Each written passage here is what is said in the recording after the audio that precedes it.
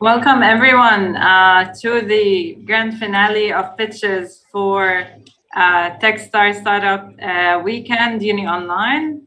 What a weekend it's been.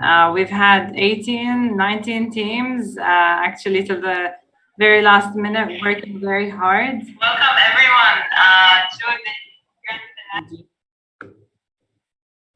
finale. All right, so we've had 18 teams working really hard to present to you today their work of passion, their ideas. And so thank you for joining us, judges and participants, and also to our audiences who are watching on our YouTube live stream. So without further ado, let's begin by welcoming our judges who made time for us this weekend. So today's judges will be Dr. Anthony Ho. Welcome. Thank you for joining us. Mr. Carl Engvist. We've had a last minute apology from Ms. Rosalind. However, we do thank her for wanting to join us and we wish her well.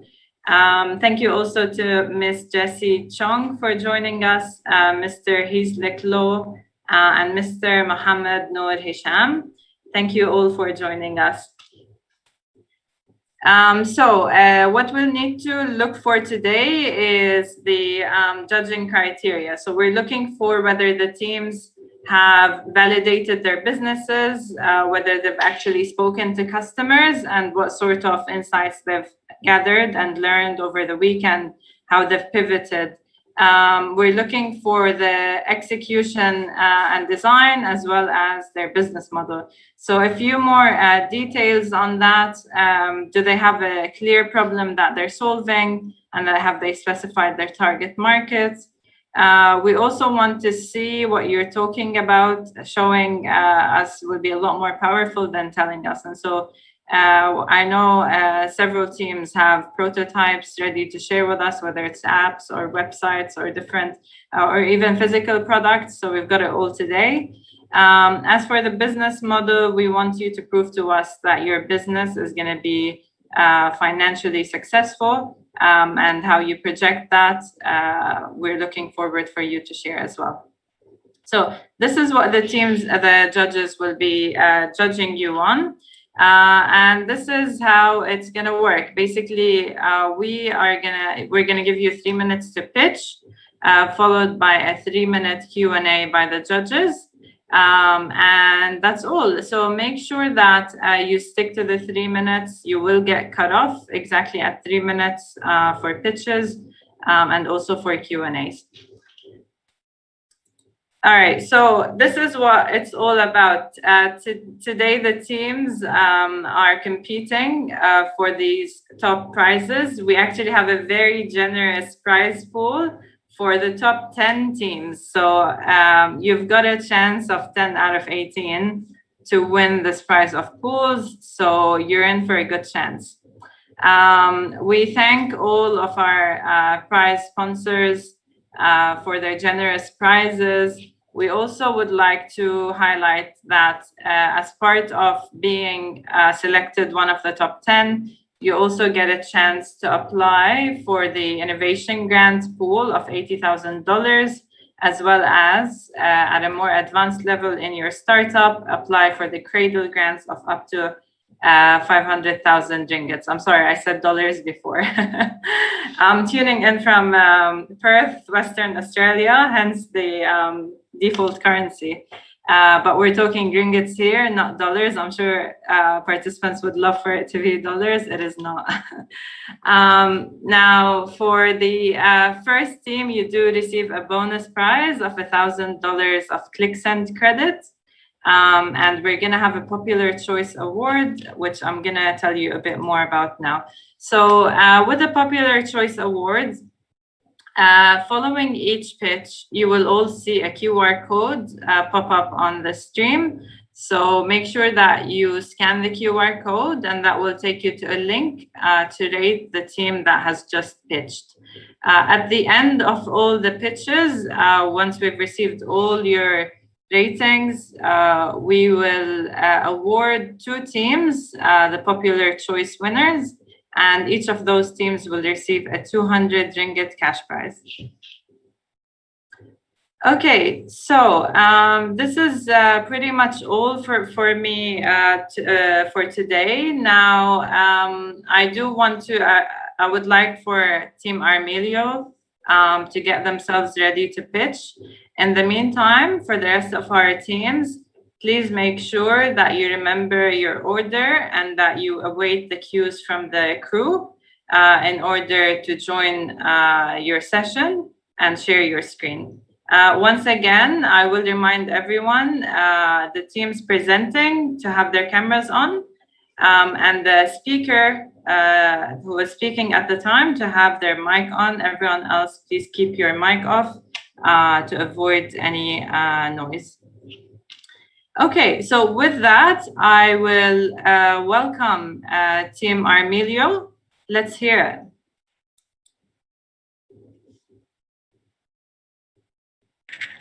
Hi everyone, we're Team Armelio. I'm Jeremy.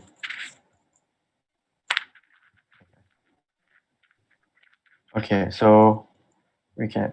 So I'll just say start, right? Okay, let me show my screen.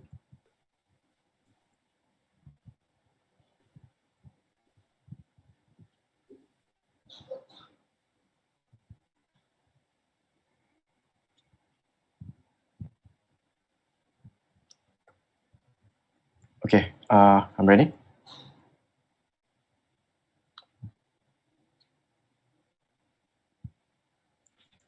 Okay, I'm ready.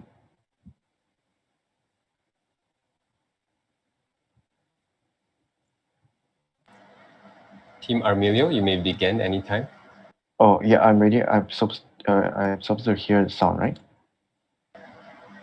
No, you go at your own time. Oh, okay. Yeah. All right. 1, 2, 3, go. A very good afternoon to the judges. I, Jeremy, will be pitching our business idea called Armelio, a fashion SaaS platform that makes fashion shopping with ease and fast by using a 3D virtual fitting room where you can shop anytime and anywhere. So for all this problem, it's all extracted from the target audiences that we have interviewed. In online shopping, online shoppers face the model versus reality issue where products look good on the model but not you. And the problem of not able to experience the product in hand and also size issues. Then in physical shopping, hygiene issues are the main concern right now, along with the limited space layout that causes crowds. Besides that, digital disruption occurs as e-commerce is improving, but not physical stores. Now let me show you what Armelio's solutions are. This is our app development. This is the wireframe. And we will show you 2 flows. Firstly, is the online flow, as you're able to find clothes using a 3D virtual fitting room as a main feature. So just click on the button and you are in the 3D virtual fitting room. This is how you look like. Second flow will be in-store flow, which means you'll be browsing your shop. You're browsing your shop physically. You just open the code scanner and you scan the code on the physical product stack. As you can just, it will lead you to product details and just try on the virtual fitting room. All right. If you compare Armelio with other competitors, for example, VisualLook offers a virtual fitting room for online stores, including features that calculate your size. Another example is StyleMe, offers the same solution, but their unique selling point is styling solution as consumer can create new looks. So how does Armelio stand out from the market? The unique value proposition for Armelio would be the in-store flow, where you have an option to browse the shop physically. Where with the 3D virtual fitting room, as you can see, this is our prototype. It is still under progress. But however, we need better resources to extend our full potential in completing our prototype. Hence, we need Adobe XD to further our development. For the next slide, I'll pass it to Cuthbert. All right, thank you. For the market attractiveness, we are able to see a linear growth in the chart. So in the best case scenario, we are able to see 8.4 to 10.9 billion. And the worst case scenario, we will have 7.7 to 9.1 billion.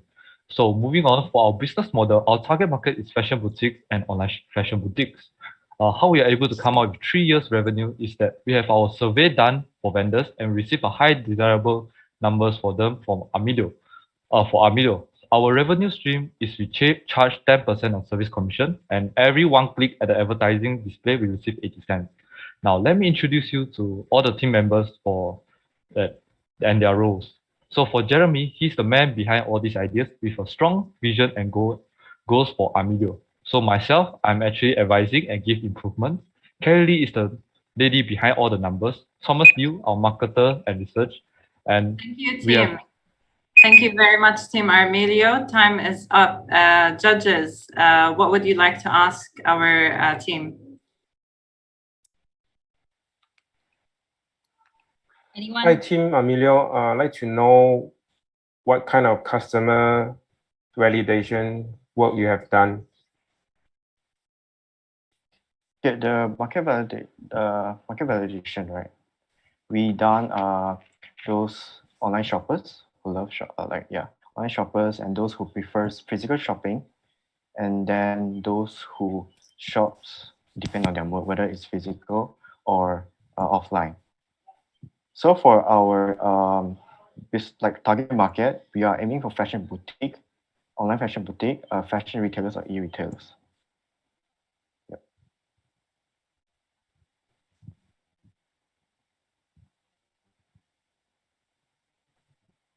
Any further questions from the judges? It's very clear to me. Thank you so much for your presentation, Jeremy. So you are actually seeking for grant to buy Adobe software so that you can develop the virtual model? Yeah, that's correct. Like right now, the current software we're using is the Android software, where there's a lot of constraints because it takes time and takes a lot of space for us to do the prototype. So as for Adobe, it's much better for us, but it requires funds for us to develop a prototype. Yeah. Okay, great. Thank you so much. Armelio, Jeremy, sorry. Yeah, no problem. Question. How do you plan to interface your Adobe XD with retailers' existing online marketplaces? Or is it something different? I'm not getting it.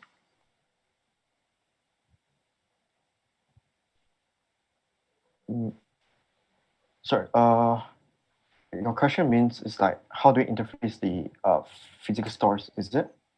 No. Your Adobe XD. It's a software you purchase, right? Yes.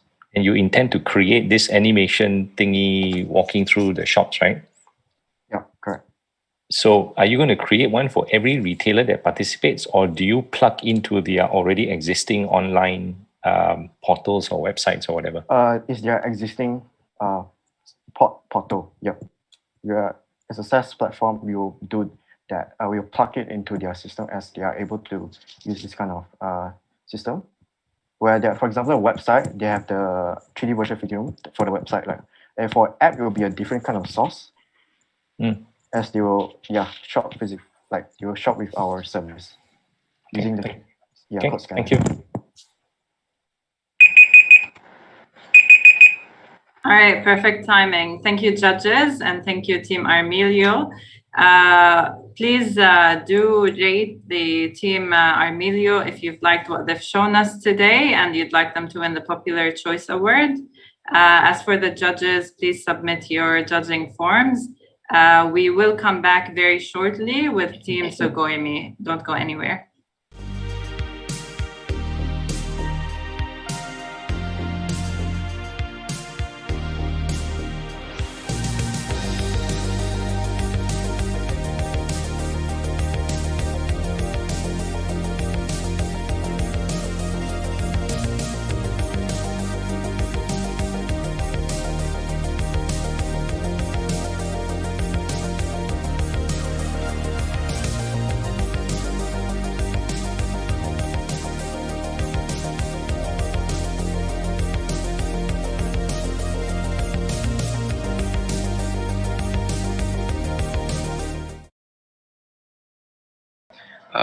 Hold on, I think Miss Nadine. Count me down so that I can start the slides. Adrian, you okay, Adrian?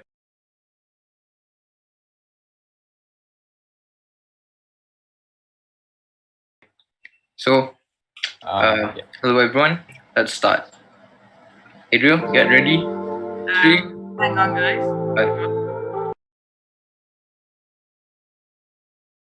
We're gonna go live now.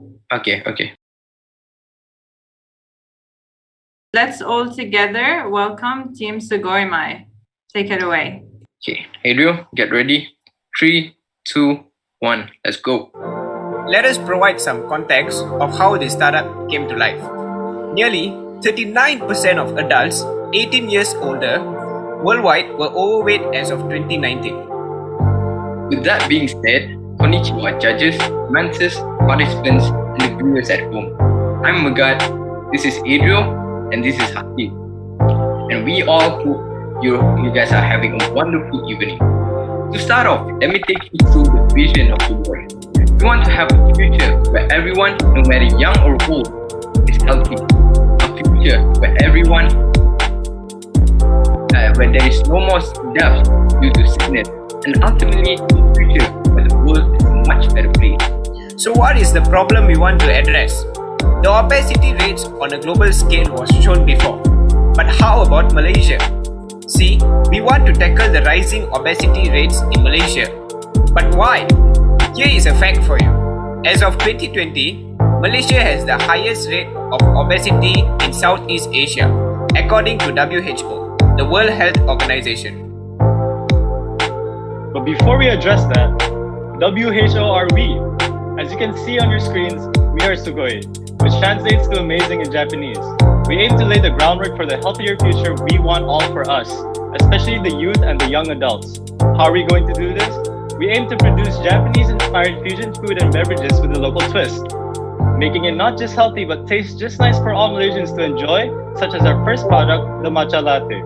A writer from Time magazine wrote an article in 2018 regarding the benefits of matcha, mentioning that it is high in antioxidant and is believed to provide cancer-fighting effects on the body.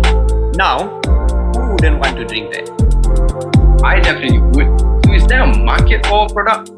The global F&B market is expected to grow to $8.2 trillion by 2025. And I'm sure all of you have heard of Sushi King, right? Well, their parent company, Techstars Resources Berhad, made over 3.4 million ringgit in 2019 through their restaurant chains alone. These stats indicate that there is a market for our product internationally and locally. Well, regarding that, how are we going to make that bread, aka profit? Here in Sugoi, our business model is selling directly to consumers through our franchises, which can be set up with very little capital, unlike our competitors such as Starbucks and McDonald's. See, we want to be unique and more than a food and beverage company. We want to create a virtual community using social media, a community of people who have been trapped in isolation to share their ideal health routines where others can learn a thing or two from each other. Look, a wise man once said, for y'all, the sky's the limit. For us, it's what we stand on. So what do you say? Let's make the world Sugoi again, and to that we say. Very nice. Thank you so much. Thank you for sharing. Thanks for that. Judges, would you like to ask Team Sugoimy some questions? Yes, thank you. Jesse, you go first. Go ahead. No, I actually just want to say that it's really nice presentation. I really love it. Go ahead, Hisham. Yeah, hi Team Sugoi. I got one question only. Who is your, when you come up with this idea, right, who is your closer competitor? Because there is a lot of F&B that currently sell this type of a drink. Like, who is your closer competitor when you do this market survey? Thank you. So, would you like to answer that? Okay. Yes, thank you, Aziz.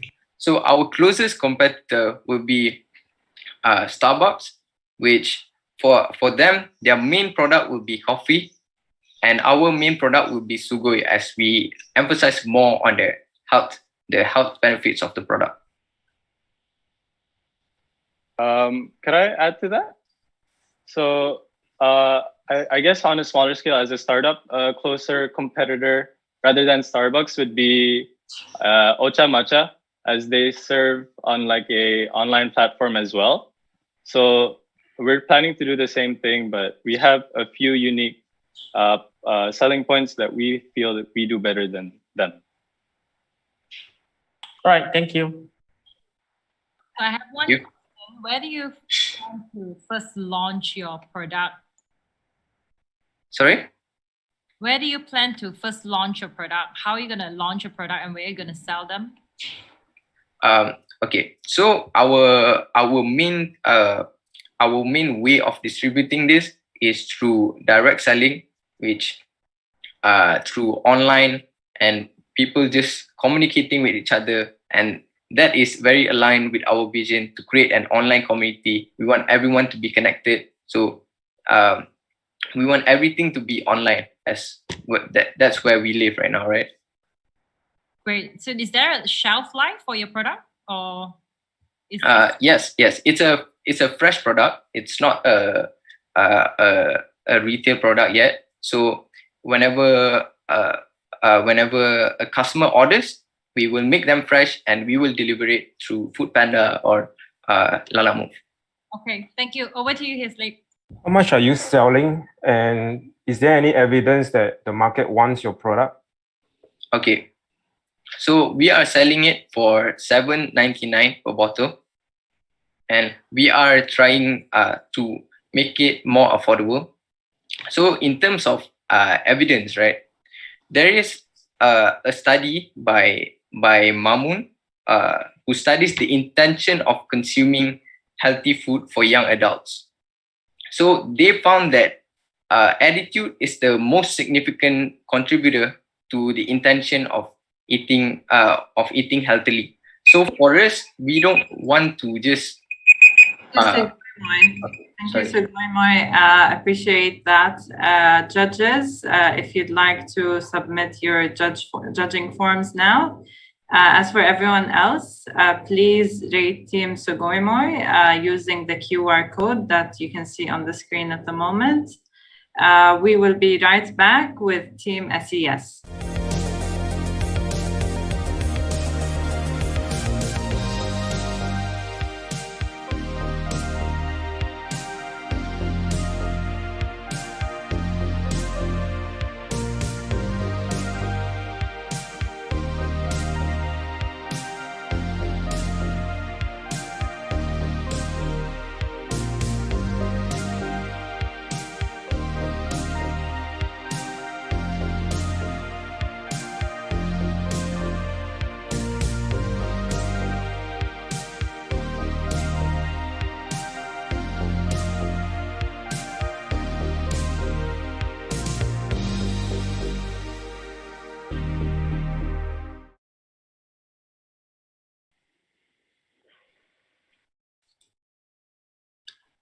Okay, everyone, we've got Team SES here. Take it away. All right. 3, 2, 1, begin. Hi. Plastic pollution is a scourge of humanity. According to the STAR, in 2020, the use of plastic has been increasing year by year. Malaysia produces an average of 30,000 tons of waste every day, while only 5% of it is recycled.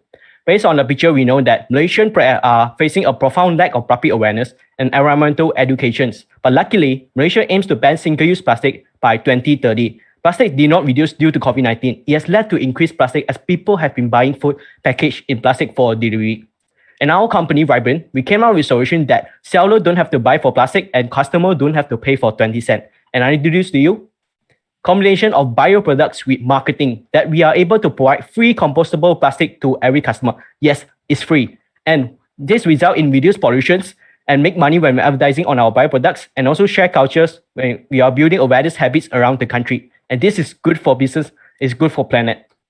Well, why is it free? Because we were advertising on plastic, and also we'll be using certified compostable, which is nature driven. Also, we'll be customized design. And why plastic? Because it's everywhere.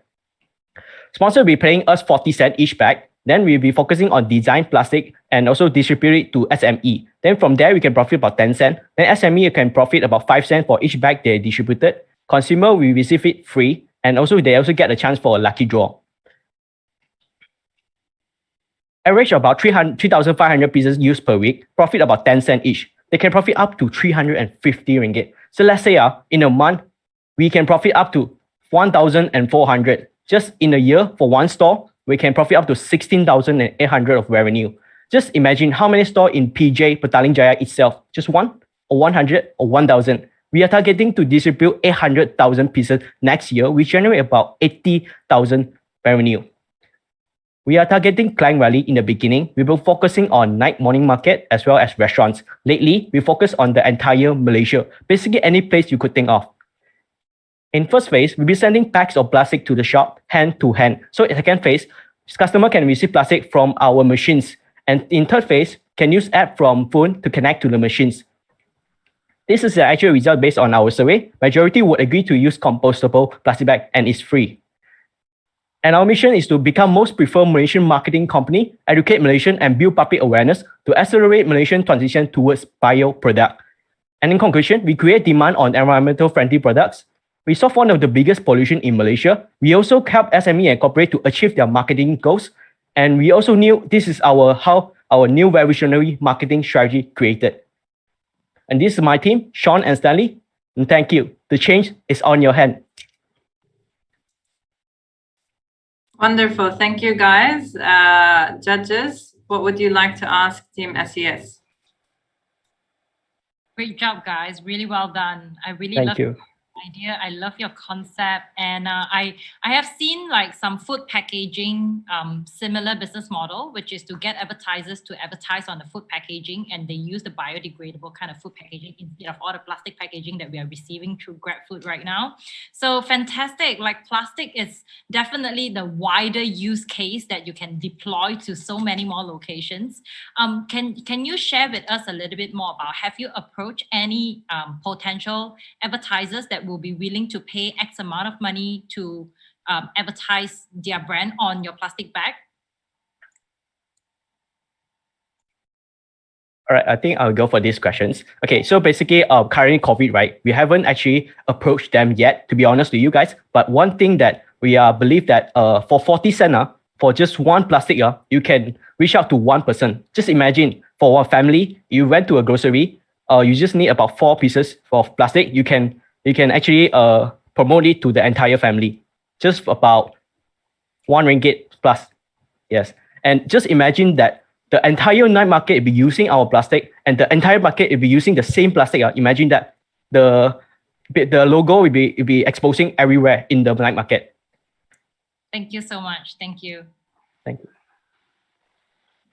It seems like this is a really nicely done presentation, guys. It seems like this is a really good example of how the network effect can have an impact, where the more stalls and vendors you have using the biodegradable plastic, biodegradable containers, will make it more attractive to the advertisers. And then the more advertisers you have, the more distribution channels you'll be able to access. Can you tell us, have you thought about the network effect in other ways?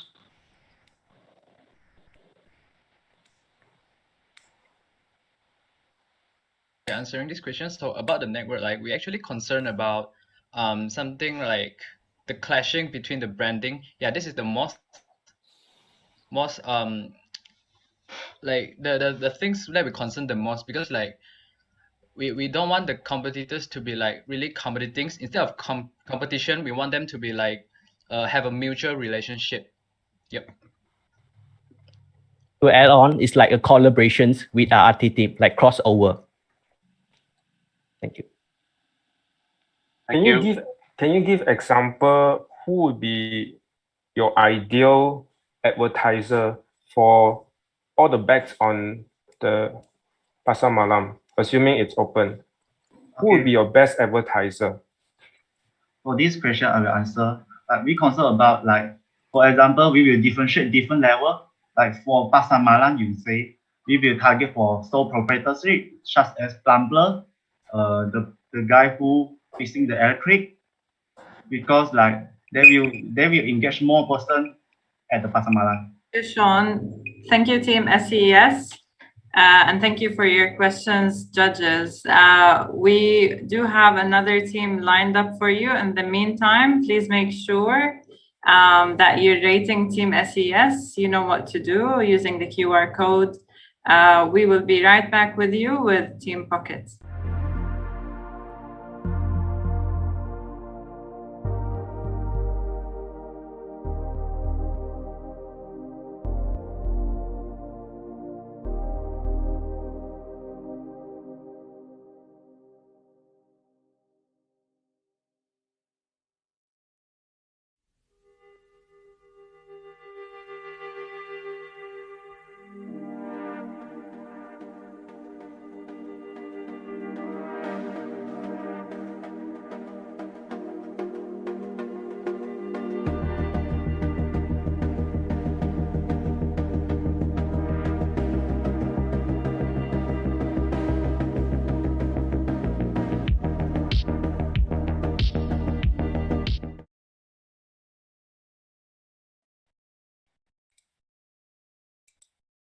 Okay, everyone. So we've got Team Pockets ready for us. Please make them feel welcome.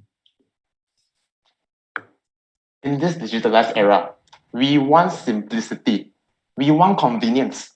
We want things to be done with a click of a single button. Majority of the money tracking apps out there have one thing in common, which is manual inputs. Hi there, I'm Kaiming from Team Pocket, and joining me here are Jaslyn and Feng Yi. On behalf of my team, we will be sharing our business idea, Pocket. Derived from our research and survey, we found out that users experience difficulties in managing financial matters, especially when it comes to manual recordings. Therefore, we designed Pocket to be the one-stop solution for tracking financial matters in hope to solve the issues mentioned, aiming to simplify the process of tracking expenses and, most importantly, to encourage more people towards a better personal financial management. Here are some of the market opportunities and market gaps for Pocket. First would be the low level of financial literacy education in Malaysia, which has resulted in an increase in bankruptcy and inefficient financial management, especially during this time of pandemic. Based on our survey, more than half of the respondents do not track their daily expenses due to the lack of effective and efficient software. With Pocket's purchase intention, 83% of the respondents will use Pocket and will recommend it to their peers. Next, our main competitors in the market are Spendy, Monify, and MAE. Although the rivalry among the existing competitors is high, but due to Pocket's uniqueness, it still gives Pocket a competitive advantage over its rivals within the industry. Here are the features available in Pocket with the mock-up of the app, which can be seen on the left side of the slide. And we would like to pinpoint our unique selling point, which includes the accessibility to automatic scanning of expenses, tracking personal tax reliefs, and warranty periods. In terms of our target market, we will be targeting Malaysians from the age of 16 to 45 years old. Our marketing strategy includes social media marketing, paid search marketing, and influencer marketing. The marketing budget will also be adjusted annually to accompany the potential growth of Pocket. Our business model includes the use of affiliate, advertising, and freemium, which would be our main revenue stream. In order for Pocket to be debuted, a startup cost of 150,000 ringgit will be required, which is broken down into a pie chart as shown on the left side. Around 50% is used for development and marketing. With that, Pocket is estimated to break even in a year and 4 months. And to wrap things up, I would like to end this with a quote. Queen Teresa once said that money does not dictate your life, it's what you do to get it and how you manage your finance that determines your lifestyle. The development of Pocket is to cater to the people's wants and needs, and we strongly believe that Pocket will have its place in this highly competitive market. Thank you. Thank you so much, guys. Really nice presentation. It's clear. Hisham, would you like to go?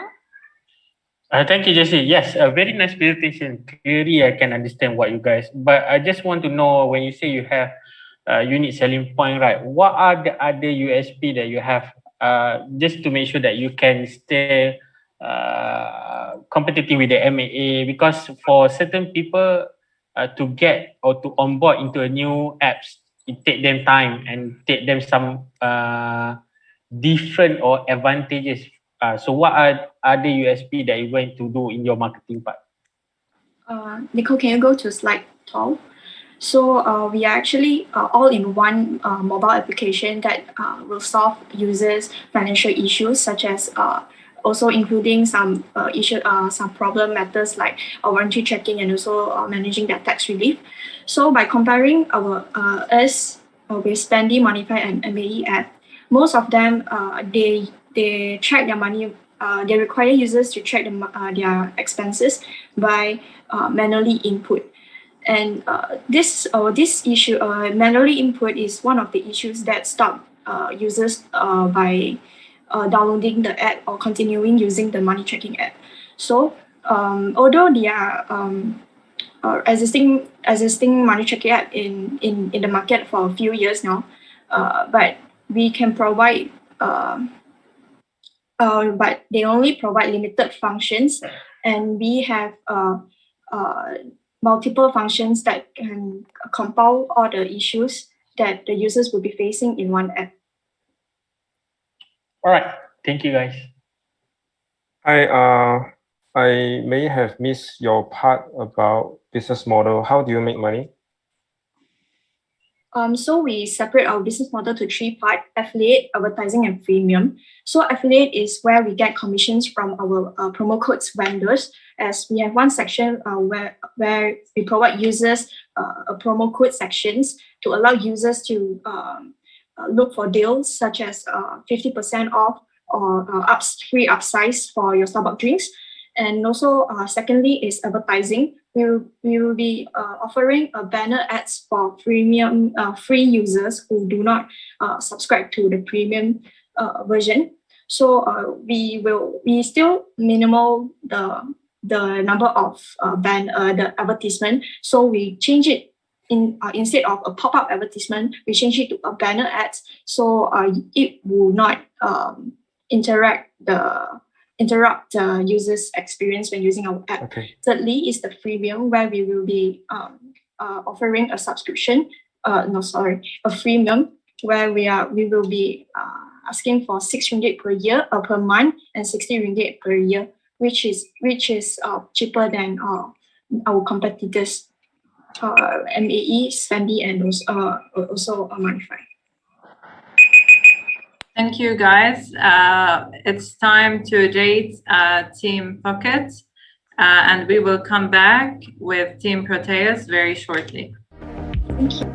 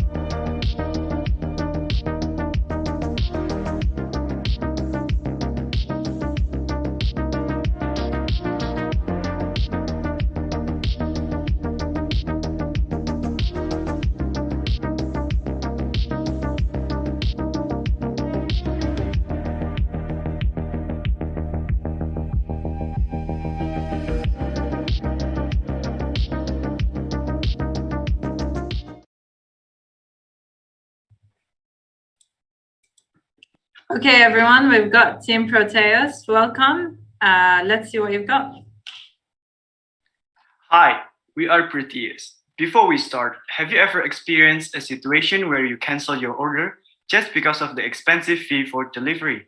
Also, when you want to live a healthy lifestyle, but many of the foods and beverages served nowadays contain high calorie, fat, and sugar. And for protein user, when they want to purchase protein, it is usually quite expensive, ranging from 80 to 19 ringgit in average. And they ended up wasting the protein just because it is packed in large amount. Therefore, we are here to introduce you with Proteinologico, a protein milkshake. Looking at the gross merchandise value of Southeast Asia region for food delivery, it was accounted for 50.2 billion ringgit in 2020. GMV in Malaysia was reaching up to 9.2% for 4.6 billion ringgit, and 31% accounted for 15.6 billion ringgit in Indonesia. As we can see, that food delivery services is a huge potential business in Southeast Asia. Thus, we come up with protein milkshake, which healthy, tasty, and the right amount of protein inside for customer, with an effective and affordable price for delivery. This is an example of our product.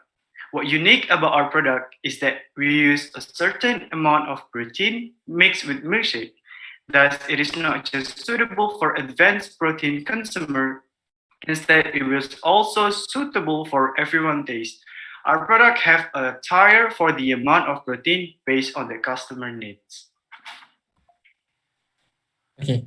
So for the opportunity we see in the market is to target a wide range of customers such as millennials, Generation Z, and those interested in a healthy lifestyle. Therefore, in the near future, we plan to venture our places near the gym, where most of our customers live based on the data, and a cheap but highly populated area just to decrease the cost of our rental fees. This is the business plan of our actual business. It is a hybrid It is a hybrid model kitchen. It is a single brand, single kitchen, multiple outlets with a storefront. It is a mashup between a cafe and a cloud kitchen. It allows customers to enter our cafe and pick up their drinks right away, or even use the door-to-door deliveries. Moving on, this is some of the companies that have been booming when using the cloud kitchen model. Based on the history of their financial status and their marketing, their market size, we are confident that this type of business will be spread in a wildfire in the near future, and we don't want to be late about it. As for our marketing plan, we plan to do a subscription plan for customers to get discounts, and also a digital marketing plan. Thank you, guys. We're at time. Judges, time for Q&A. Thanks, Nadine. Yep. Thank you so much, team. Who would like to go first? Yep. I just have one question. When you say the price of Proteios is reasonable and cheaper than the market, how much is the price for a cup of Proteios? This we actually did. So that we haven't financialized the actual cost, but this is just an example of the cost of one cup, and we calculated that we will gain a percentage of an income of 85% from the actual production cost. Yeah. Including delivery or excluded? This is just one cup, but if include delivery, then it depends on the distance itself. All right. Yeah. Right. Thank you, guys. Well done. So how many gram protein are in one cup? The gram of protein, we have a variety of choices. So it really depends on the customer needs.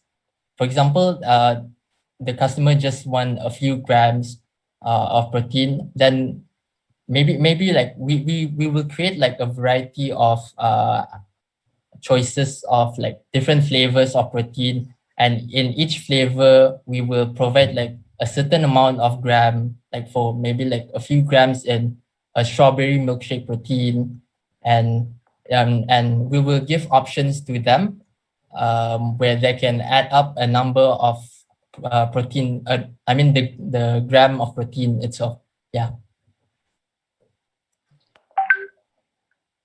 I want to add up because we are looking at people who is concerned about their health, or maybe people who is ready to want to build their body. We are here to make a type whether the customer want to build their body, or the customer just want to keep their protein up to date. So we want to make a range of the type of the customer uses in the protein milkshake. Thank you. Yeah, I'm not sure if I missed it earlier, but how do customers order? Is it through an app, is it? This is the way we operate. Okay. There's two ways. The customer can also walk in, but actually the front store, the store, our branch, it acts as a department for this type of deliveries. So we focus more on our delivery services rather than our actual retail shop. So yeah. Okay, thank you. All right. All right, everyone, we're at time. So the QR code to rate Team Proteios is up now. And we're gonna come back with the last team before we take a short break. So Project Forward is getting ready for you. We'll be right back.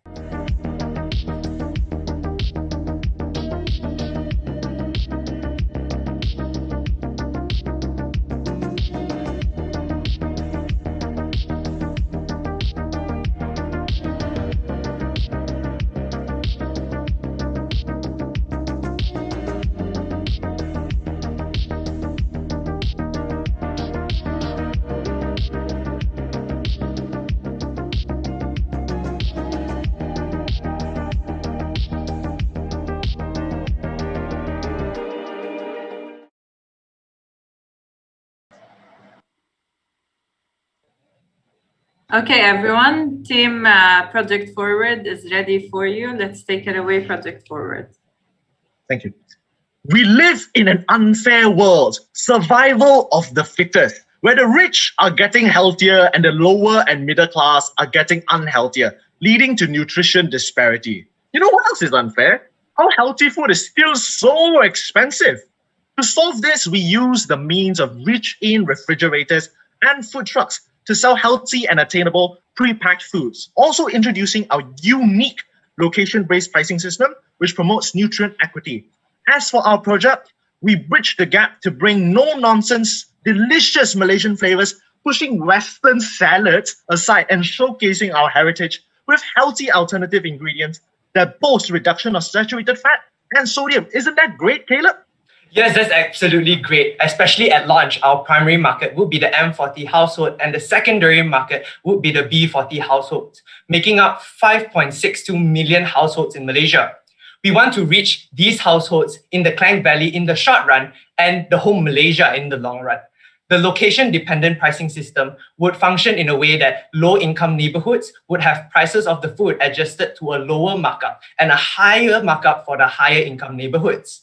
The central kitchen to outlet architecture and standardized recipe aids us in the process of scaling up businesses and also operations. Community apprenticeship programs enables us to increase job opportunities for the B40 community and also obtain the required human resource to scale up our project. We strive to right the wrongs of the unfair system which makes healthy food a privilege. Our competitors are missing the juxtaposition of affordability, healthy food, with Malaysian flavors in one offering. You want healthy, you want Malaysian cuisine, you want it to be cheap. We are the 3-in-1 coffee that you always dreamt of. What about the marketing, Natasha? Thank you, Caleb. So moving on to the marketing plan, as a startup, our main marketing objective is to inform, educate, persuade, and remind. Living in an era where the digital marketing world is prevalent, it is only imperative that we make use of these platforms and make the best out of it. With that being said, we will be heavily focused on marketing ourselves via social media to reach the mass audiences and say, hey, we exist, here's what we offer, this is why we are unique from our existing rivals, try us and spread the word. Apart from this, we could also use our food truck for vehicle wraps, which serves as the perfect marketing gimmick to really put ourselves out there in the eyes of potential consumers and instill their mindsets with our brand identity. We strongly believe in the notion of bringing matters into our own hands, so instead of waiting for our customers to come to us in our storefront, we will go to them.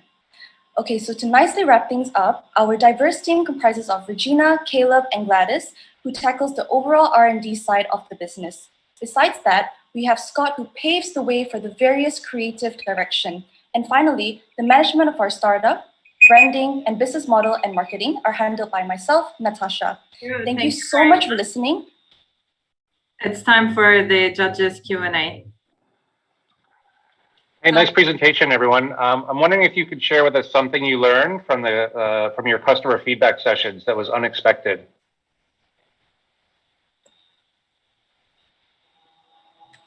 All right, so when we conducted some interviews with our customers, so one of the key takeaways that we took from the interviews when we were trying to come up with the business model for this business was one sentence hit us where what's the point of healthy food if we can't afford it? Which really drove us to the direction of how can we really make healthy food affordable to make a social change?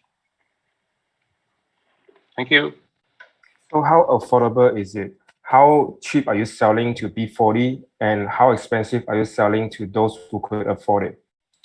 All right, so we have separated the pricing system into 3 tiers. Our average price, without considering the different tiers, would be RM8.50. However, in a lower, less affluent community, they will be at RM5, so it's quite affordable. And then in a middle income area, it will be RM8.50 per meal. And we have the higher income, which is RM12 per meal. However, for the higher income, we are looking into making the experience in our store more on the higher end, on more affluent, like similar to their status, so that they will be more attracted to buy our products. So are you covering the are you able to make profit at selling at 5 ringgit, or are you covering it with the profit margin when you sell it elsewhere? We are able to make a profit. However, it's not a lot of profit if we sell it at the lower end of things. However, we are aiming to be a social enterprise. However, we do know the importance of profit. So we do hope that at an initial launch, we would make an impact into the M40 area so that we can make a substantial. Can you do this without truck? We can do this without a truck because the main goal was an outlet that helps, that is the end place where the food ends up, then people can buy it, where customers interact with our employees and they interact with our brand. Just to add on the point, which is our profit, we actually did a finance projection with taking all the fixed costs and variable costs into consideration, and our net profit margin is about 15 to 30%. Yeah. So do you have food scientists or chef in your team, and how do you make sure it's healthy? Who qualify it? Yeah. So me and Regina are actually part of the culinology program in Taylor's University. So culinology is this program where they combine culinary arts and food technology into one degree. So we do cover subjects like food science. So both of us would be able to tackle the issue that you have raised. Thanks. Okay, awesome. Thanks for that. So this is the end of the 6th team pitch. We will have a few moments to give the judges a bit of a break. Judges, feel free to gather your thoughts and finish submitting your forms. In the meantime, we do have a lucky draw for everyone. So we'll bring that up for you. And 5 lucky participants or attendees, anyone basically who is with us on live stream is part of this draw. And so let's pull up the Wheel of Fortune. All right, so here are all your names, over 100 names in here. Let's see who our first winner is.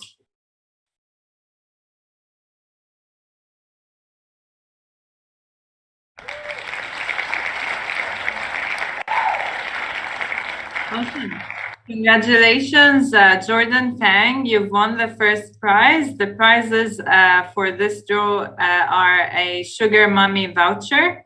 So you've won the first Sugar Mommy voucher today. Please type into the chat box to let us know that you're here. So a member of our team can reach out to you and organize this prize. Let's see who's won the second voucher here.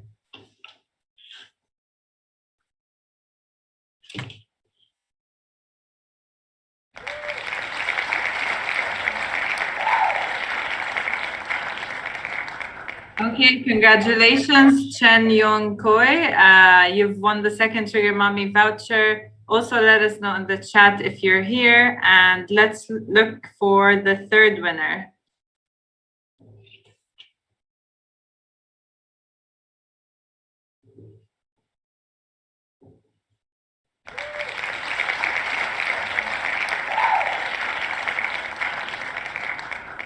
Okay, so we have a third winner. Congratulations, Salman Momin. You've won also a Sugar Mommy voucher. Please let us know in the chat that you're here. We have 2 more to go. So the next winner we've got is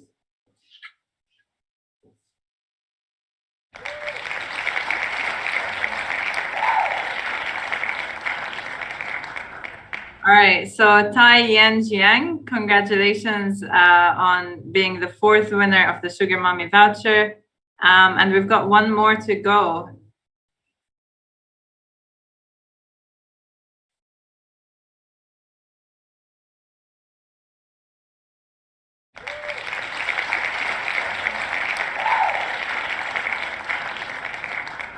All right, Sonia Xiong, you're our last winner for this segment. You've all won Sugar Mommy vouchers. Reach out through the chat and our team will organize with you. We are now getting ready to bring on the next team, A Bunch of Asians. So we'll be right back with you. Don't go anywhere.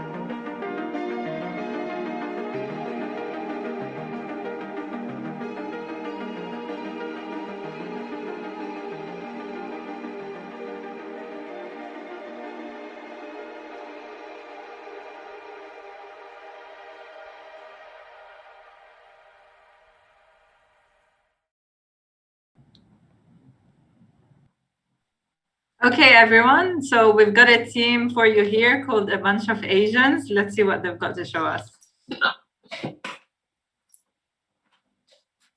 Okay, so I can start now, right? Yes, go ahead, please. Okay, so hi everyone, my name is Puna and I'm from A Bunch of Asians. So today I'm going to walk you through Ayurvedic therapy called nanogel for vaginal thrush. So I'm pretty sure like a lot of people would start to think, what is this, especially for men. And for women, you might start to feel awkward or shy, but it's okay. So to the men out there, so this is a vaginal yeast infection that's causing a suffer in every 3 or 4 women, and they will have at least one occasion in their lifetimes. So they often come with the symptoms such as a heavy colored discharge that is often foul smelling, and they will have a painful sex that's often affecting your relationships, and also they have a lower self-esteem, and also their quality of life is affected. So for this infection, the treatment we currently have, they are oral medications, they are ointment or cream, and also pessary. However, they are often come with some side effects such as vaginal or stomach pain. They will have headache, or they will have some gastrointestinal tract disturbance. So we are trying to target women who favors Ayurvedic and also organic products, women who have trust issue with synthetic medication, and also have had experience with poor therapeutic outcomes. We also would like to welcome women with recurrent infections. Therefore, to solve all this, we are trying to come up with a solution that is combining herbal medication and also nanotechnology. So this is our prototype. It's called a nanogel. We try to combine turmeric, black pepper, and also Malaysian tuang honey. These 3 natural products are actually widely available in Malaysia. So we use nanotechnology to combine these 3 natural products into a nanogel. It's organic in basis, so we use nanotechnology to increase their solubility, to have better efficacy, and also to have minimal side effects. So we have tested our nano-emulsion in our labs. We can actually see that they can inhibit up to 90% of Candida species grow with just less than 2 microgram per ml in 24 hours. So it's really proof that this nano-emulsion is effective, it's robust, and also carry a therapeutic value. So why you should choose our products? So as compared to any other commercially available products, our natural gel is Ayurvedic. It's made from nanotechnology. It's effective and also has lesser side effects. So if we have the grant, we want to complete this preclinical stage, including the optimization of the nano-emulsions and also a small-scale testing on the rats. So after that, we'll go for a patent, and then we'll sell our license to any interested pharmaceutical companies for the afterwards studies such as clinical trial and also productions. So the money that generated, we will use it for future projects. So our solution is going to make every couple happy, and most importantly, to boost women's confidence. So by this, I want to end, and also happy to take any questions. Yes, let's take some questions for you. Thank you so much, ladies. Thank you so much for your presentation. I guess I would go first because I'm the only female. Yes, you're welcome. I really like your presentation. Thank you so much. Brought us a bit of light to more medical-driven startup. Are you both bioscience students? Yes. Yes, we are medical science students. Tell me a little bit more, because lately I've been targeted by a lot of vaginal advertisement ever since I started looking out for beauty products. I don't know why all these vagina-related products targeted me on ads as well. So there's also Warfina. There's so many things. I didn't even know that female has so many vagina problems to be. Product. So now I'm seeing a different gel form. It's a nano gel. Please tell me a little bit more about your product versus your competitor that is active in the market right now. So the most common, actually our direct competitor is only one brand. I think it's Monstatin or something, and that is the closest to our product, which is also a gel. But their active compound is a synthetic drug, and that has these aforementioned side effects that we have in our slides earlier. So our competitive edge is that our active compound is all natural. So it's an organic compound. So basically, you're turning turmeric into a nano form, so that's for easier absorption. Correct me if I'm wrong. Please tell me a bit more, because I'm not very medically. Yeah. So the turmeric and also the black pepper has pretty low solubility, what we say. So when we formulate it into a nanogel, it increases its solubility, and then it also increases its bioavailability. So we don't need like a high concentration to get the medical effects of the drug. Okay, great. Yeah. Thank you so much. Thank you.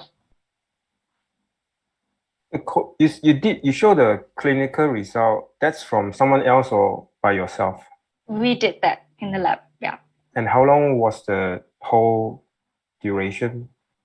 I mean, how long did it take you to produce the result? This was very preliminary study, but it took about 3 days, 3 to 4 days for us to get that result. That includes growing the cells and then treating it and then getting the results.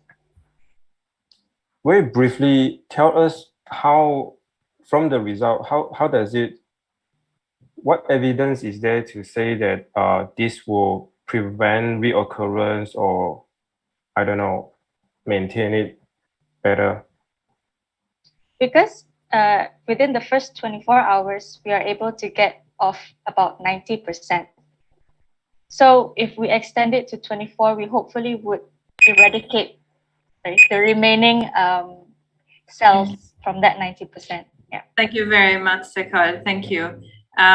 We will have the next team queued up for you. In the meantime, the QR code for team A Bunch of Asians is up for you to rate.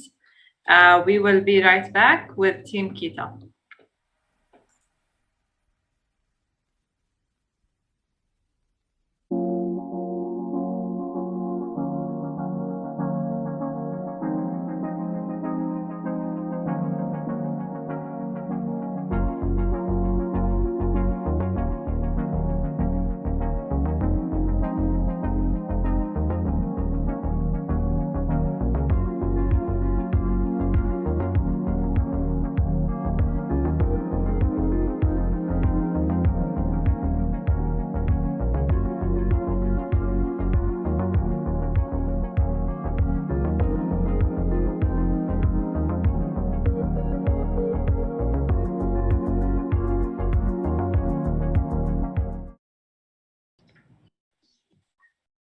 All right, here comes Team Kita, and they're going to tell us how they've spent the last 54 hours.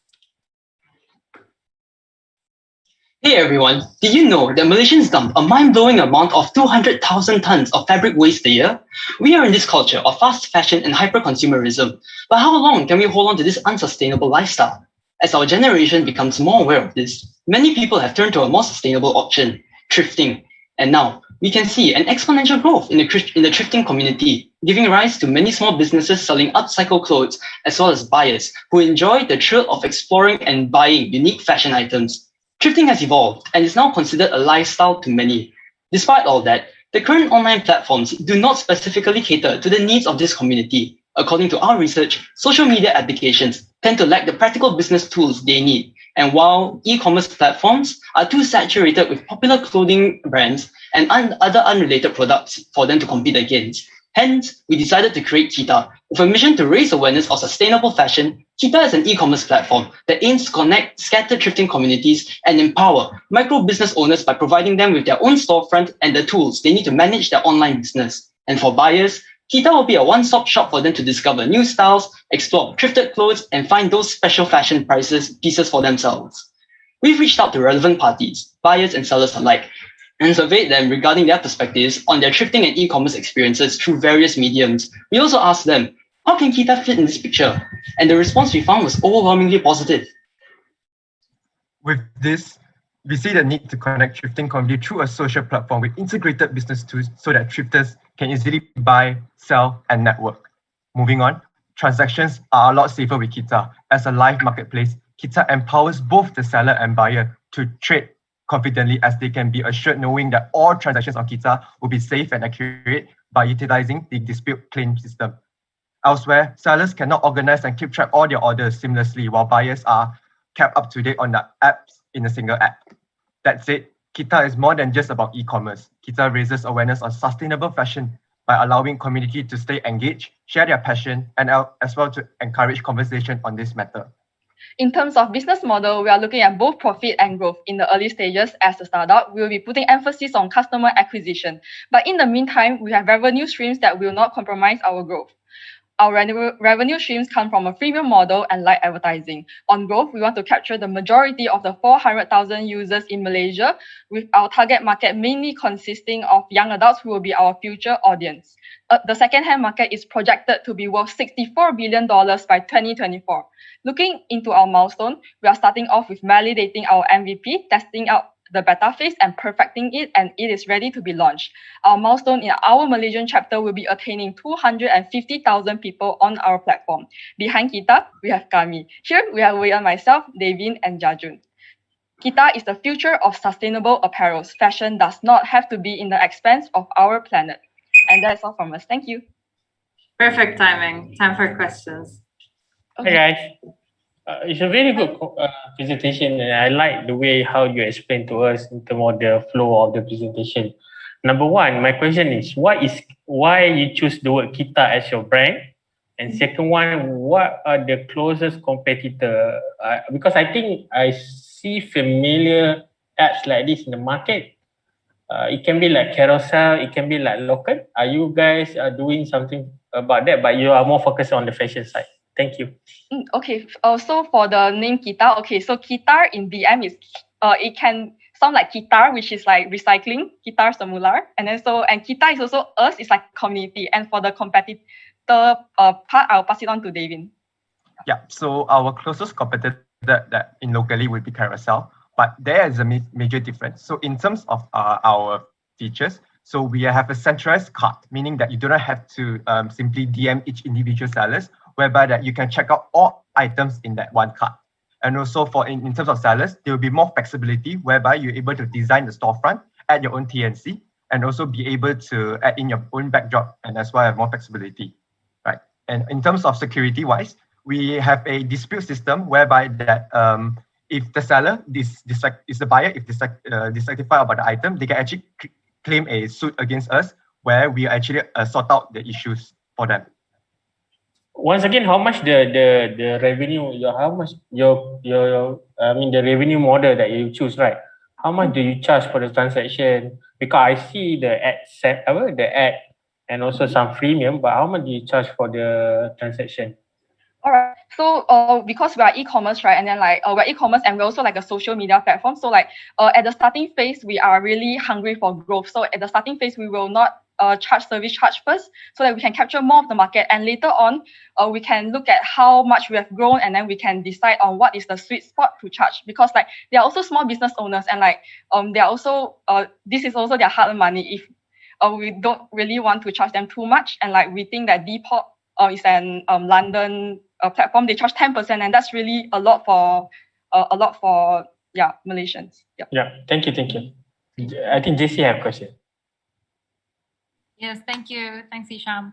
I do have a question of your current product development stage. Have you developed them, or all the screenshots that you were sharing, it's a prototype?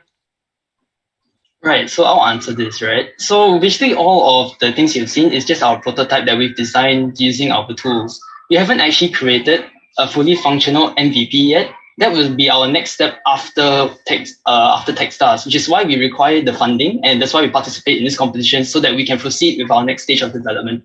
Thank you, Jajun. So my last question would be, right now, sorry, I lost my train of thought. On. Okay. No worries. We'll be more than happy to accept questions after this as well. Awesome. Thank you, Team Kita. Let's see what rating you're going to get from the audience. QR code is up right now. And we'll be right back with Team Eco Advanced Tech.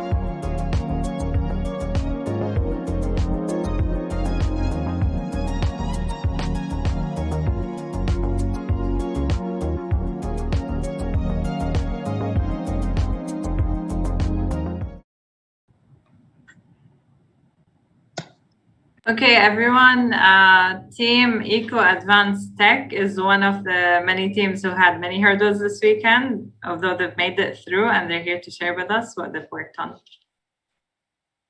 So I'll start now. Yes, please. Hi, everyone. I'm Maxwell, the founder of Eco Advanced Tech, an AI recognition security solution. Based on the statistic by the government in 2020, there are 229 crime cases per day in Malaysia and 9 crime cases every hour. The minister announced that there were 902 cases of domestic violence and 2,040 child abuse cases in first quarter of 2021. Fun fact, compared to other capital cities like Beijing, London, Singapore, we have the least amount of CCTV per 1,000 population. As a security company, we believe that adding camera with AI can reduce the crime cases significantly. We will be using real-time violence detection to detect, spot, and alert the user when there's a suspicious activities or movement. Here is our customer segment. Our solution can significantly reduce not only the current spiking domestic violence, but also the violence in workplace, education institution, and any public spaces in the city. In terms of our marketing segment, first, we will be targeting home user and followed by target workplace and all education institution in Malaysia. Lastly, implement our system on smart city. So now I would like to introduce to our first security product, Eco Advanced Tech C200. The camera will be used to monitor the house, detect violence, and contact the person in direct relation when there is an emergency. Let me show you how it works. First, you see the green letter when there's no violence detected. But when the violence is detected, the letter will turn red. So what happens if you are not using your phone? The system will notify you directly with the number you save on the emergency contact. So here is our business model. We will be selling our camera with the apps between 150 to 200. And if customer want the violence detection feature, they will only need to subscribe additional features. Next, so in our roadmap, we plan to fulfill all this within 3 years, realistically.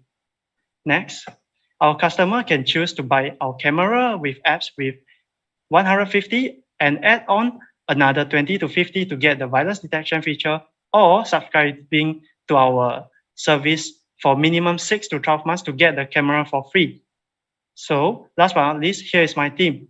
Nazira, our cost consultant, me as a founder, and Sachin, our tech consultant. Next, this is our last slide. Thank you.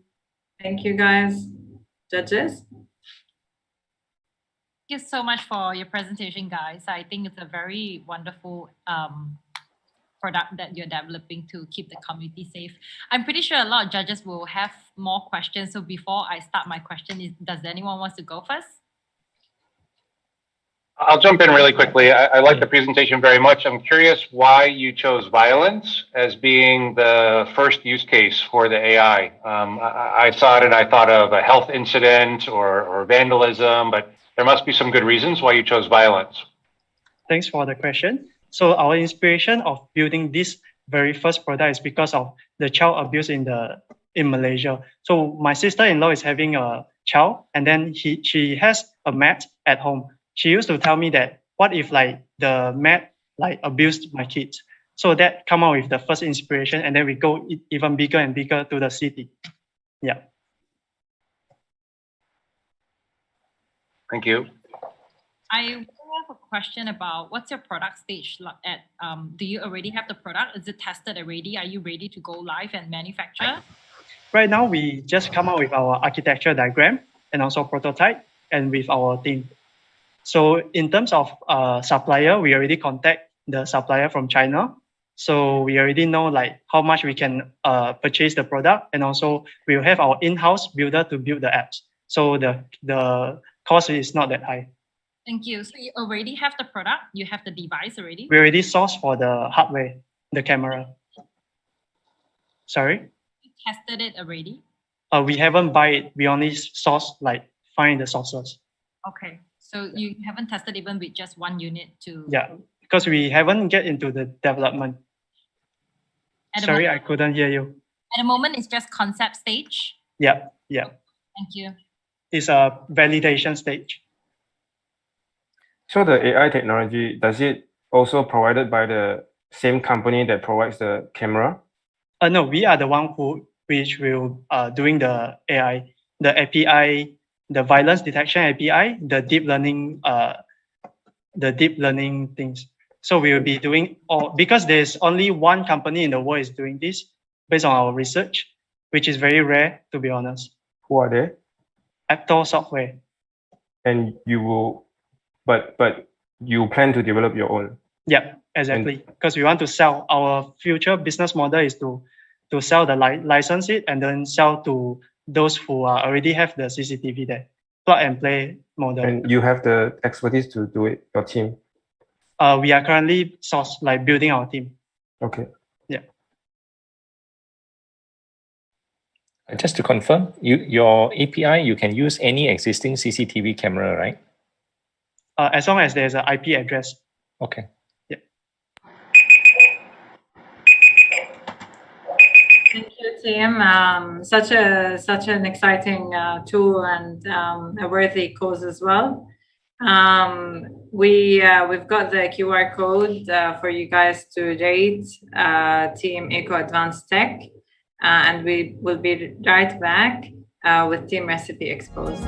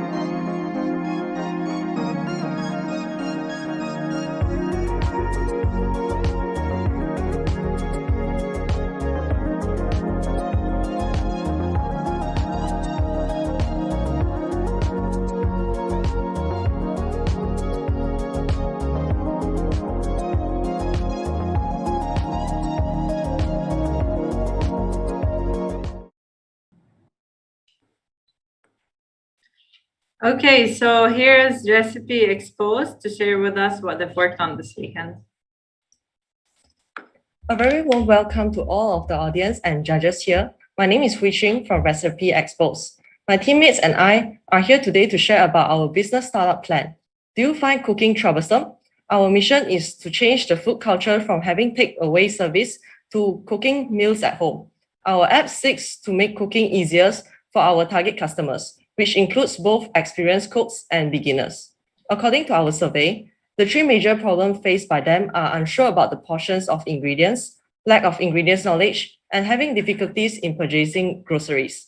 To solve these problems, we came up with a few solutions such as the food portion calculator, the AI camera, and the grocery store scanner.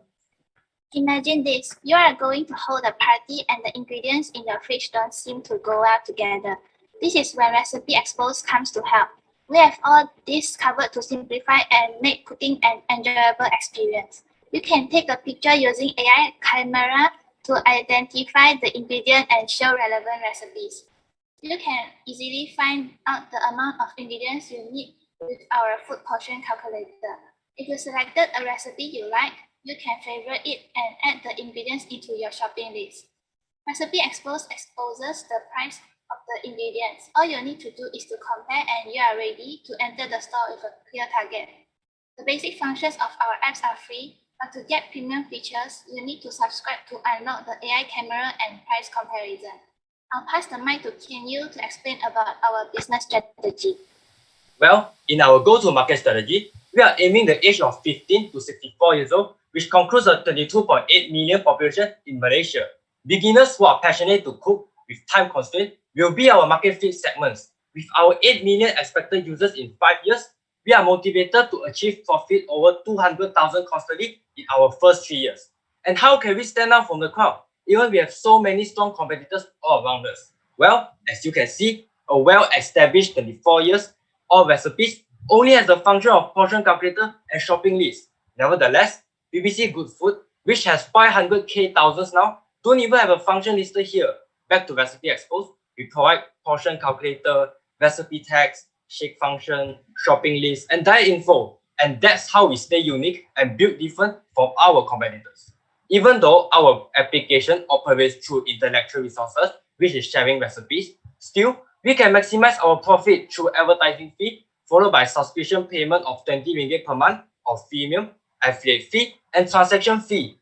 Lastly, this is our 5 years milestone on how we could excel Recipe Exposed on becoming a top 1 recipe cooking app. We are from Team Recipe Exposed, and these are my Endeavour teammates. That's all for our pitching, and we hope you have a great day in this evening.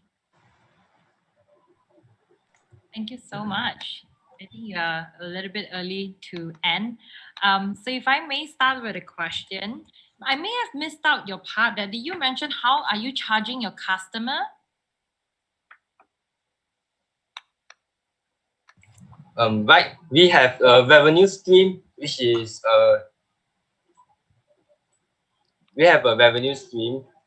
which concludes of advertising fee and the subscription fee, and the subscription fee that we will charge them a 20 ringgit per month. 20 ringgit per month. Yep. So who do you think that actually needs this kind of service and willing to pay 20 ringgit a month and they will use it? For this question, I will pass it to Hopin that he will be answering this question as he is an expert in this. Thank you.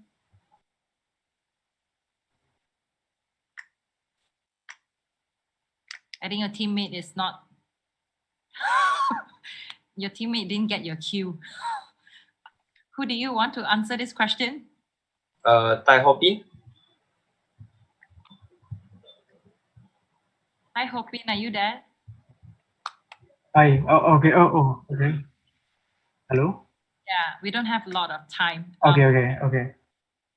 So tell me, like, who do you think is going to pay the 20 ringgit and can use this on a daily basis? There's so many other applications that's free, like Yumly, CookPad. Have you guys looked into those competitors? Well, talking about that, actually, we are. I think we think that the one who are willing to pay for our apps will be those working class, because they have their own income and they are in which they are desperate needs of our apps exclusive features. I think those are who are willing to pay for our apps. Yes. How many people you have surveyed? We have done our survey like 3 weeks ago, and there are 222 responses until today, which mostly are from our family members and our friends. So out of those 222%, we actually found that the features that we are providing actually are solving most of their problems. So which means they are also our target market. Yeah.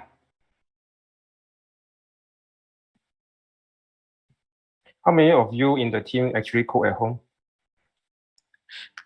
Well, about this question, I think I'll pass it to Anna, which is our leader. Yeah. Okay, so hi. So I'm the leader and I'm the one with my friend Peichin. We are the ones who created with this idea. So that is because we two are the ones who usually cook at home. Yeah, that's our origin of idea.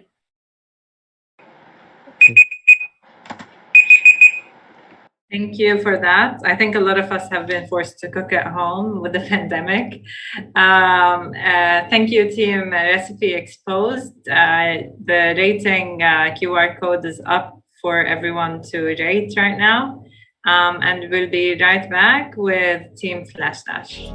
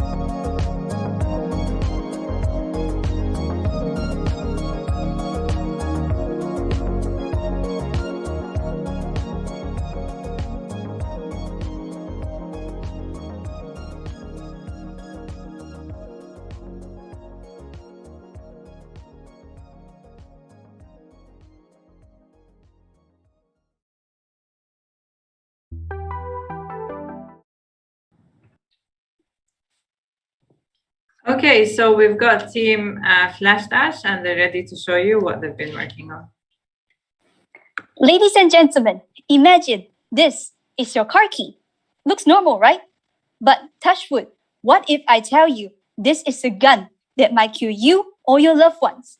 In 2020, more than 400,000 road accidents occur in Malaysia, and the numbers are rising every year. You are 10 times more likely to get killed in a car accident more than COVID-19. You may blame other people for their recklessness, but is that the only problem? Car maintenance is also an essential problem. For example, when you are driving, you might encounter an accident because you cannot brake, because you are out of braking oil. Therefore, our team, Flashdash would like to present to you our business idea, a car care application called Flashdash. Our diverse and determined team pitching today are contributing in different aspects of this application, and we are not just excited to make this application a reality, but also to protect you and your loved ones. Flashdash has a fully customized built-in digital articles relating to cars that allow users to read according to their preferences. This further helps them to gain a better insights into vehicle maintenance measures. This simple yet convenient application helps them to keep track of car service, repairs, and even fuel economy with just a few clicks. Other functions like contacting emergency hotline services, car information regarding vehicle identification number, together with the insurance coverage, are accessible in the shortest amount of time. The app also reminds users to check their car regularly through notification. Noticing a similarity between visiting a hospital and a small car workshop, you will get a car condition report to both customers and workshop workers. Likewise, this application is aimed to help those car workshops with inadequate technology to generate a full report that allows users to have a quick glance of their car status. With this in mind, we will offer a free trial to workshop for a month to use our application. Conclusively, we aim to achieve 20% of car workshops in Malaysia to join a partnership business with us by 2025. This goal is measurable as we can tell by looking at our number of investors, as we will get a commission in the car workshop sign-up program. The application is served to provide convenience to the workshop, increase their exposure rate by attracting more customers. As a result, customers will have a full report on their car status in the application, and also this further enhance workshop service quality and driver safety. So, let's make driving safe for you and your loved one. Thank you. Have a good day.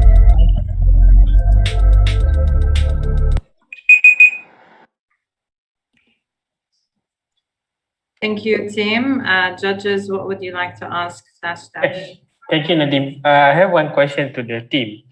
So basically, what are your uniqueness of the apps compared to the other fleet maintenance have in the market, like Poman, or even the ownership? I mean, like if you have like Toyota or Prodo or Proton, they all have their own apps. So what are the uniqueness that you're going to onboard people to use your app?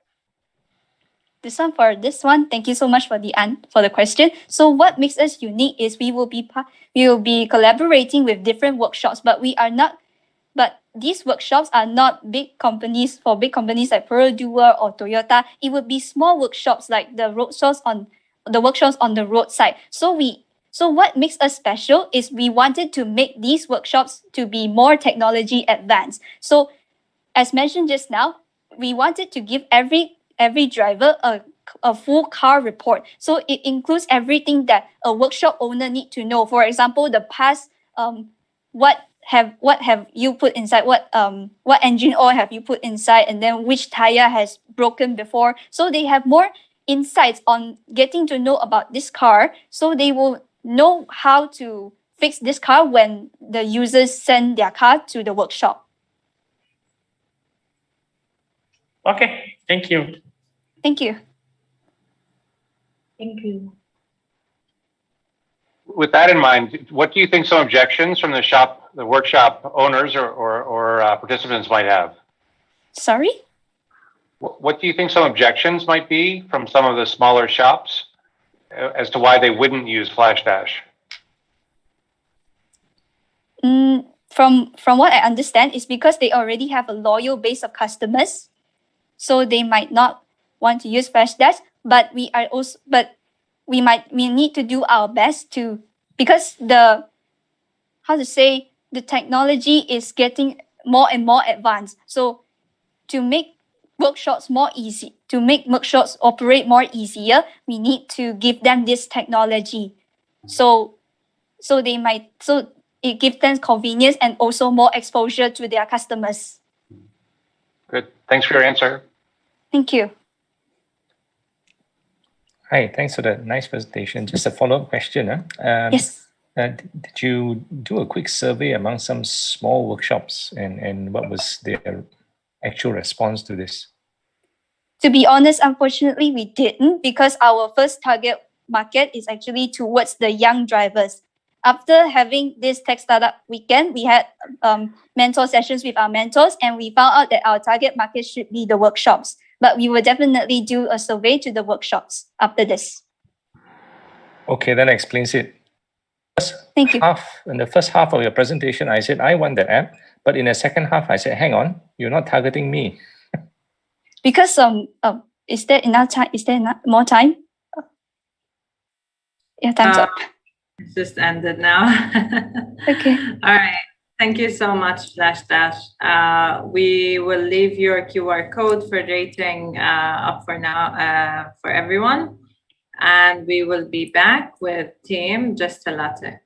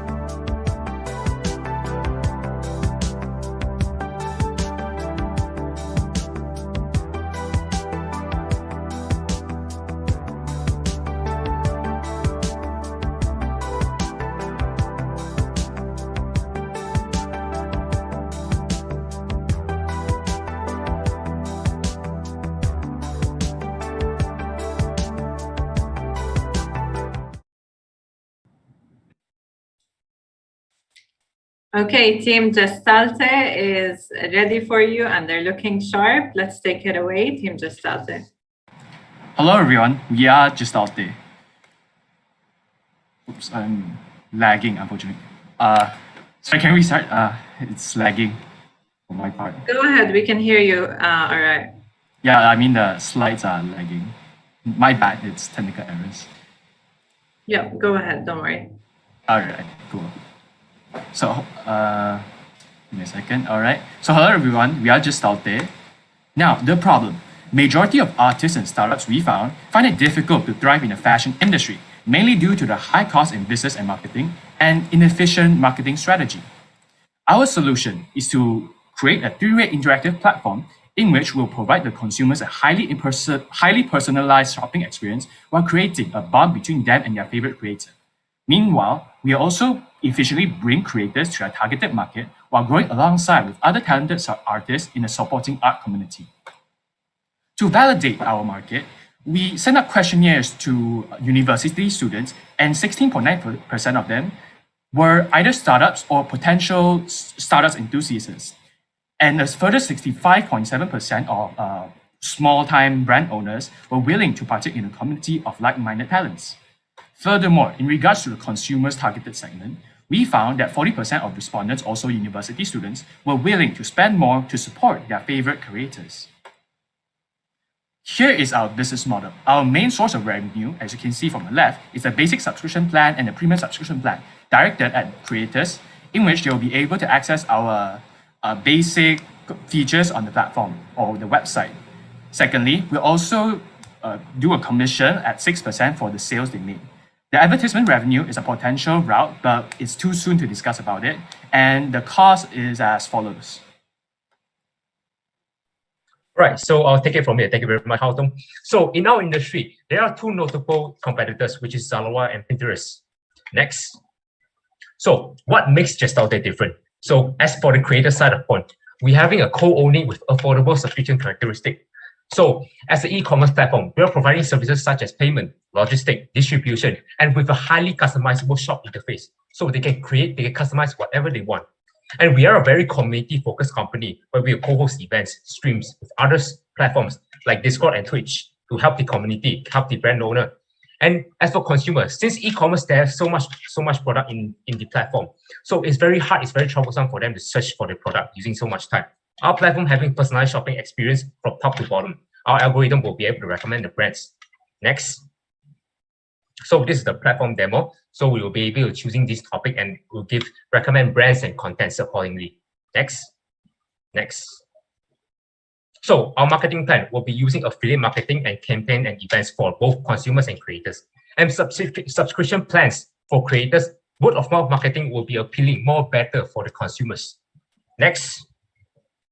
So for the milestone, the first half of the year will be the website development and community building. By the end of the first year, we'll be expected to generating net profit.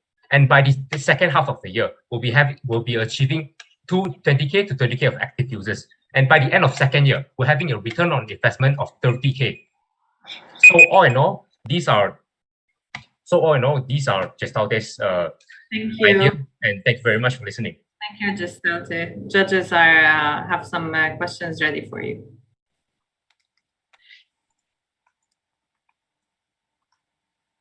Would anyone like to go?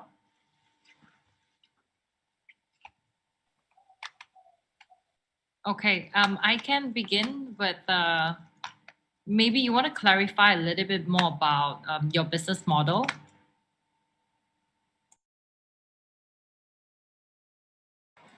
All right, so I shall explain this. So basically, in the gist of it, we'll develop a website, or we term it as a platform, in which there will be two types of accounts, the creator's account, but there will be different subscription plans, a basic and a premium one.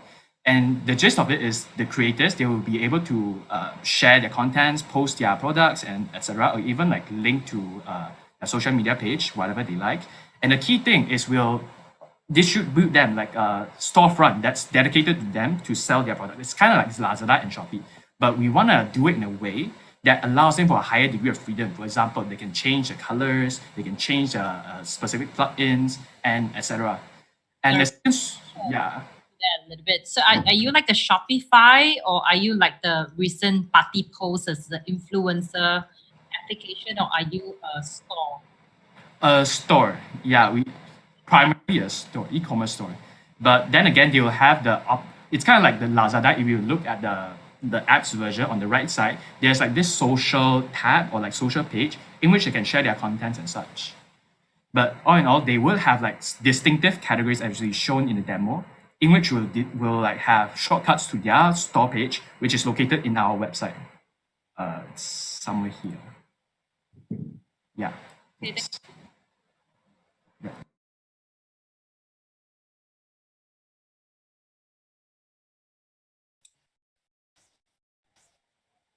All right. If the judges don't have any more questions, team, did you have any final words? Thank you very much for every judges, and yeah, have a very wonderful weekend, guys. Thank you very much. Yeah, thank you very much, everyone. Yeah, just have a good time. Thank you for your. Hey, if there's time, let's talk about creators. What's your confidence of getting them? How many creators out there that you can get? Why creators? What do you know about them? So creators is our umbrella term for both startups which have their own brand already and streamers. So part of our marketing plan is we plan on targeting streamers from the get-go. It's because they are more like community adhesive in a sense, because we want to build that culture from startup. As to our confidence of searching for streamers or small startups, it is actually based on our survey, but it's really hard to fit it here. But actually, you can the judges can regard the appendix in which you showcase the actual data we found. So one of the most pertaining finding is this one, I think. Yeah. So the question was, do you have a brands or like interested in starting such an apparel shop?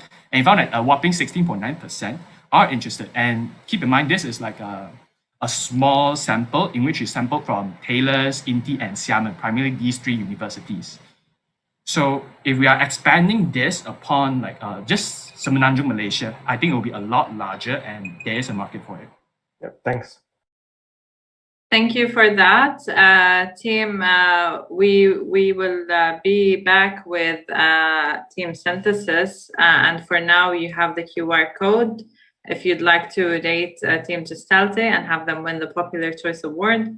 I want to let you know that we're going to have one more team before our next short break. And then our final lot of pitches, and then we're going to go to judging. So we're going to be right back. We'll see you in a moment.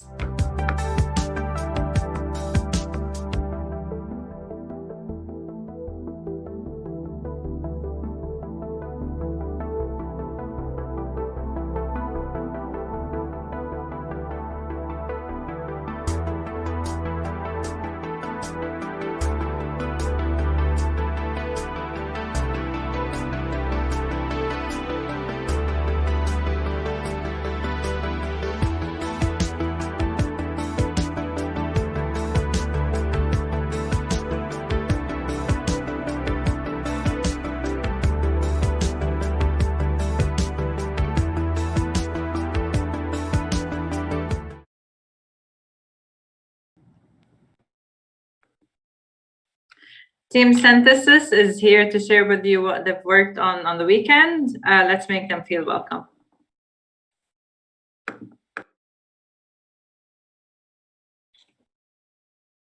Okay, 1, 2, 3.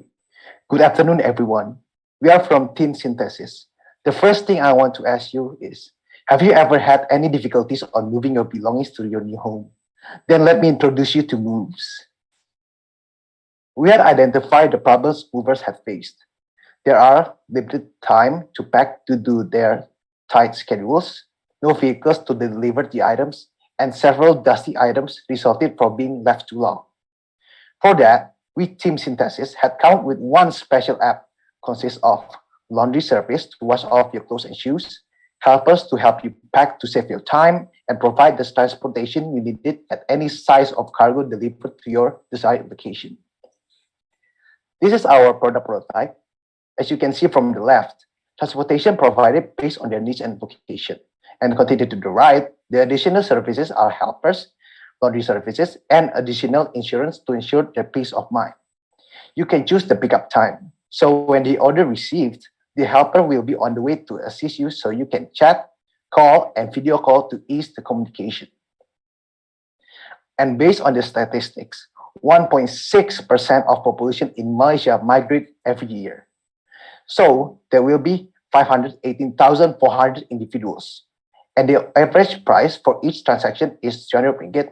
So our potential revenue will be 155 million ringgit per year. Our business model is a service provider where we get our revenue from sales of service. Moreover, our key resources is human resources, our app itself, and head office. Besides, we will have our app's creator, transportation provider, laundry service provider, insurance company, and suppliers as our key partners to help us. In addition, the channel that we will use to communicate with the customer will be social media and email. Our biggest competitor are Lalamove and Delori.com, which provide cargo services. So what makes us different? Well, the competitors only provide cargo services, but we, Moves, provide all the three services into one-click solution that will help the whole process from packing, laundry, until delivery. For the marketing plan, we will start from utilizing our personal network by giving them promo or coupon to try our business. We will also do targeted marketing through collaboration with co-living house and campus dorm. This is our team Synthesis. We have a solid team who have been working together for the past few years, supported by different specialty ranging from business, event, and design. That's all from us. We're excited to realize this business idea and rock the market. Thank you. Thank you, team. Judges, what would you like to ask? Thank you so much for your presentation. I probably will go first. So my question is, you mentioned you have 500,000, your target market, you have 500,000 movers per year. Is that your data? The potential, as we have the data, like 1.6% of Malaysian immigrate like each year. They move from interstate. So that's the potential that we can reach. Okay, so that is the actual data. 1.6% of total Malaysians moves per year. Okay, so great. I actually, honestly, personally, I love the service. I have just moved about a year ago, and I was looking for service like that, and I couldn't. I have to make shift myself. I have to hire 6 different cleaners, organize them and tell them, each of them, okay, this is the time where you pack one room. Each one cleaner will pack one room and get all those things done, and then move into to another house all within one same day. So I really love the service that you have. If you can help us clarify a little bit more your charges, because you're charging per piece, clothes per piece for laundry, and how do you charge for your packing, and how do you charge for your delivery? Because 300 ringgit sounds like a very small price to pay. Yeah, as shown in the product, and the product prototype, right?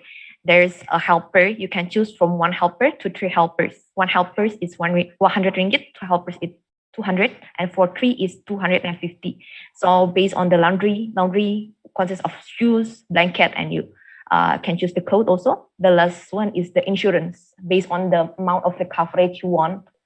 If you will, feel like 10,000 is enough, then you can choose for 10 ringgit insurance. So if overall, like you use the whole thing, it might be like 400 ringgit to 500 ringgit lah.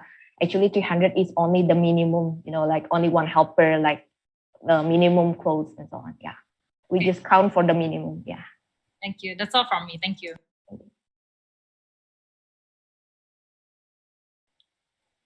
Maybe just to clarify, so you have a list of third-party providers, right? And what you do is you just matchmake the customer and your providers, and you make money from both sides, is it? Yeah, we are the third party.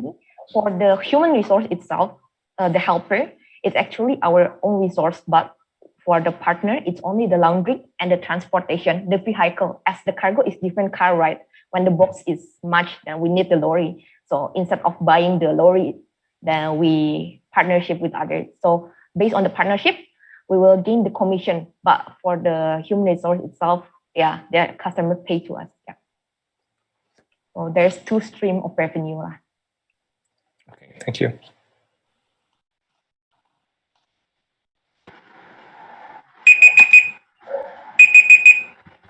Okay, so if you'd like Team Synthesis to win the Popular Choice Award, now's the time to rate their team.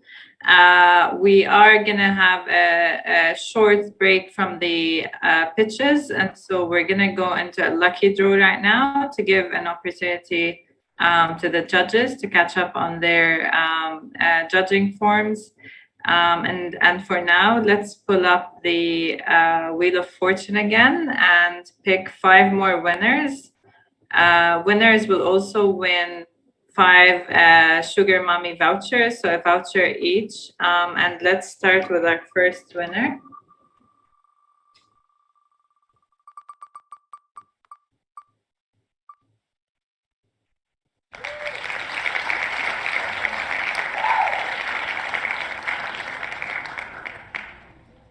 All right, so Vanmitha, you've won the first voucher. Congratulations. Please let us know in chat that you're here, and our team will reach out to you. Let's pick our second winner now.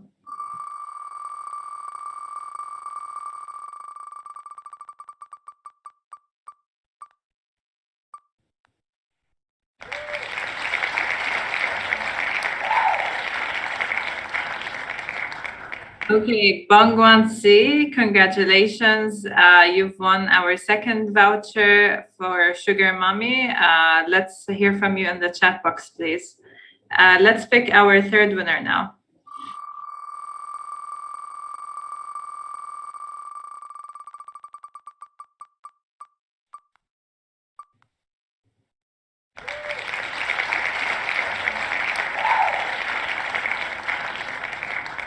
All right, Chan Jo Yin, you've won our third voucher for today. Enjoy the Sugar Mommy goodies. And we will pick our fourth winner now.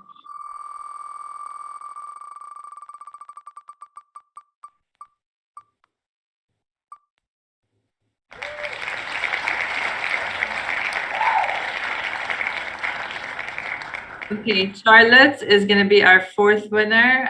Charlotte, let's hear from you in the chat box, and congratulations on your voucher.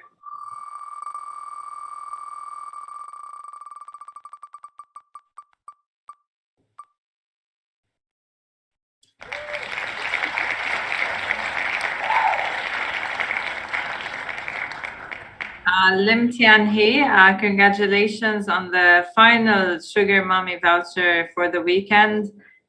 They've been great sponsors throughout the weekend. We've done all sorts of fun challenges with Sugar Mommy. Please also, anyone who's been announced as a lucky draw winner, don't forget to get in touch with us in the chat box. And we will continue on. Let's come back to you with Team Beauté. We will be right back. Don't go anywhere.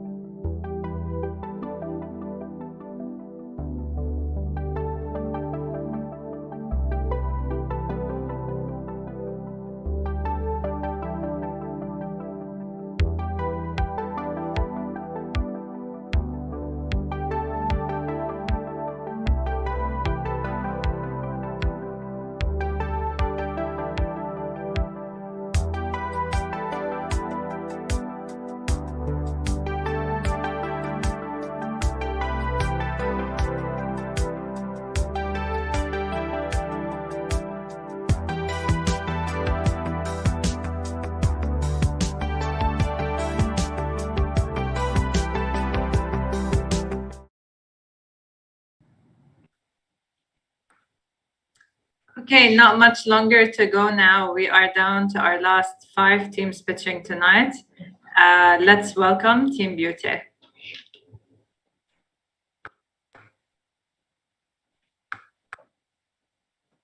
Right, so Team Beauté, are you guys ready? Yes. Yes, we are ready. All right, so we shall start in 1, 2, 3, and go. Good evening, dear judges and panelists. My name is Jet, and this is my team from Team Beauté. With how fast the beauty and cosmetic industry is growing at 30% annually in Malaysia, along with a massive growth in e-commerce, there certainly exists various problems. Cosmetic products users have found it difficult in identifying the right products that matches their skin conditions, and up to 75% of them are not able to try on these products physically in store due to the worsening pandemic situation and concerns on viruses transmission. So with that, our vision statement is to become the most devoted and reliable beauty platform with the mission of accelerating the personalized online shopping experience in the beauty industry. So Beauté is a virtual makeover mobile app that scans and detects features of the face using the technology of AR and AI. Together with the B2B and B2B, together with the B2B2C model, convenience is offered at its finest, and niche brands we are bringing onto our platform are cheaper and quality products. So going from left to right, we can see the virtual makeover products, try on the face, followed by a social feed, and lastly, it is a generation of skin analytics report. In simpler words, AR focuses on the filter and scanning, while AI focuses on the product recommendation. Beauté mainly aims to offer services and provide lower cost of products to single females aged between 18 to 35 who usually wear makeup for different occasions. As a new startup, we plan to start small while penetrating our business to crowded cities in Malaysia.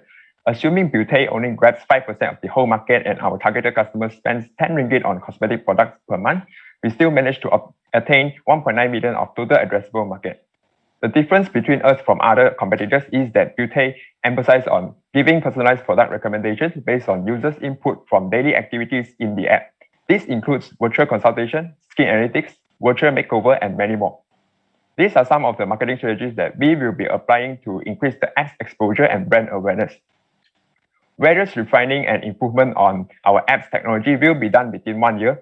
If the app gains enough traction, Further scaling up and development of corporate business strategy will be conducted in the later stage. As highlighted earlier, our application will be operating based on the B2B2C e-commerce business model, and we will be partnering with niche brands. As shown, we utilize this model because it is authentic, relevant, and no stock purchasing is needed. Generally, 70% of our revenue streams come from commission and transaction-based fees that will be charged to our merchants, 10% from advertising services, and 20% comes from the premium subscription plan. The projected cost of investment is 30,000 ringgit of Malaysia, and 3 years later would be our break-even point. With that said, our return of investment will be 27.4%. We have also anticipated the possible outcomes in the next 5 years, whereby our worst-case scenario is the user adoption rate is less than 5% of the targeted customer. The best case will be becoming the market leader in Southeast Asia, and our realistic goal will be becoming the leading pioneer of beauty platforms in Malaysia. With that, we as the founding team of Beauty express our utmost gratitude for your attention, and now we'll be moving on to the Q&A session. Thank you, guys. Let's go to the judges' questions, please. Right, thank you, Nadim. We take the first question. Thank you for the presentation, guys.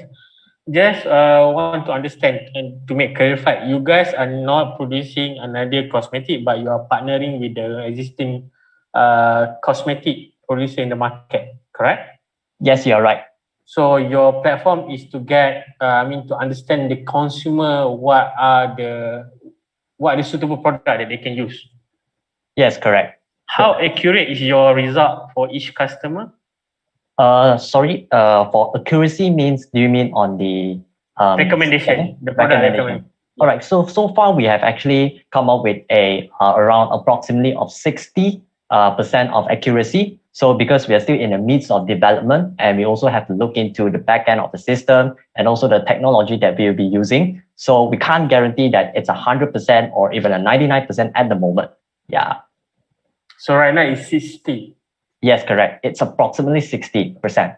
And there will be, because our app, it requires more of the user's input. So for example, if they have tried the skin detection, and also after they have go through the e-commerce, which is our shop, so we will actually track, we have an algorithm to track their likings, their preference. So from there, we also recommend. So we actually have the AR and the AI part. Yeah. So your business model is B2B and B2B2C, right? Yes, correct. So correct. How do you charge B2B and C? Sorry? How do you charge for the transaction for B2B, and then how much do you charge for the customer? Okay, Jajan, can you please move on to the business model slide? Business model, some more, down,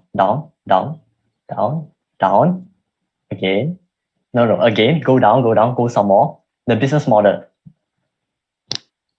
Yes, again.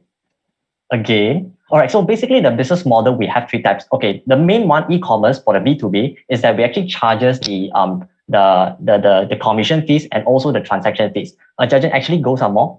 So from there, we have actually, yes, this one. So as you can see, we charges the transaction and commission fees for the B2B and also advertising for B2B. And for the B2C, we are actually more on selling the products, right? But so selling the products, if they are the customer satisfaction is reached, so we'll be actually attracting them to subscribe for this premium subscription, whereby we'll have a monthly mystery pack and cashback benefits, or also the virtual consultation for them to opt for. So this is actually the B2C part that's highlighted in the red color section. So we are more focusing on the B2B at the moment. Yeah. All right. Thank you so much. Sure. I have a question that it's a running application already? Currently, we are on the prototyping stage. So I wouldn't say that it's currently running now, because we also have to gather merchants. Yeah. Thank you. Yeah. Thank you so much. Hope that answers all the questions. Thank you. The rating QR code is up for your team right now. We're gonna come back with team next.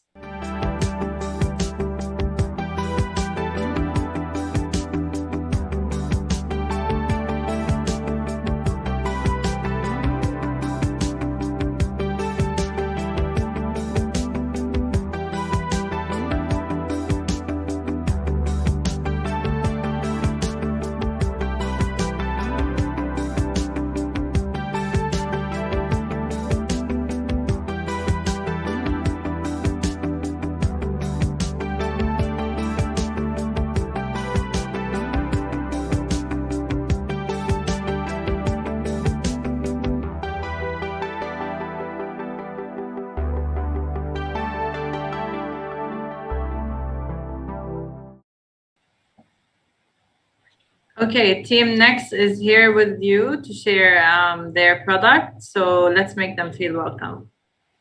Ready? Ready. Right. 3, 2, 1. Hello everyone, we are Next. We're going to introduce our product, Nextlace No Tie Shoelaces. It started when my dad said the standard shoelaces gives him backaches. I started to work on the idea by myself, facing many obstacles, but now I have a solid team and mentors with a plan to get everyone to the next level. 79% of working adults in Malaysia find shoelaces easily untied and troublesome to tie. Solutions available are not efficient. Nextlace turns your lace shoes into secured slip-ons. At the end of the day, just lace on, lock in, adjust, and lock it.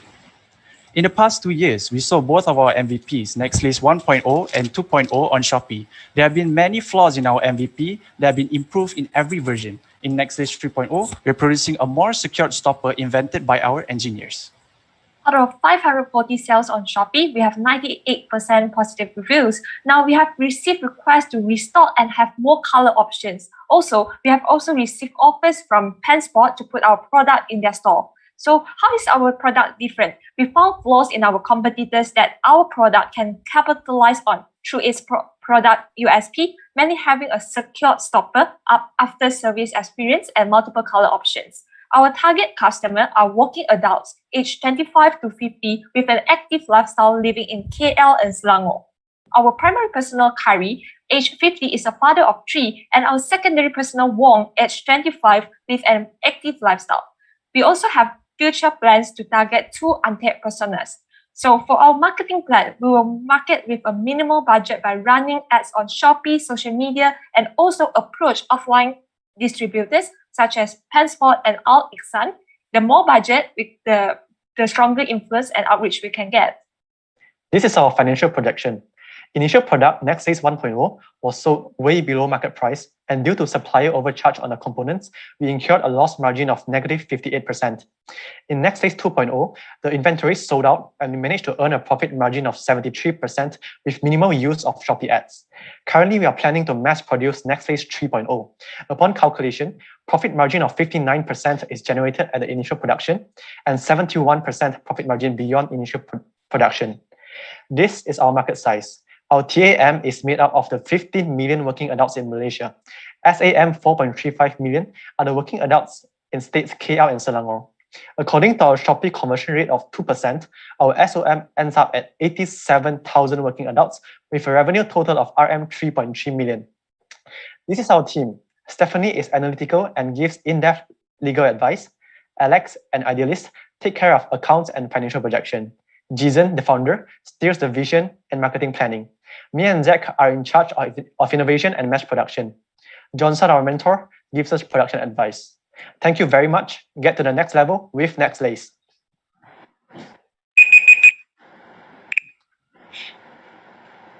Okay, judges, what would you like to ask team next? Can you show again your product? I mean the MVP one.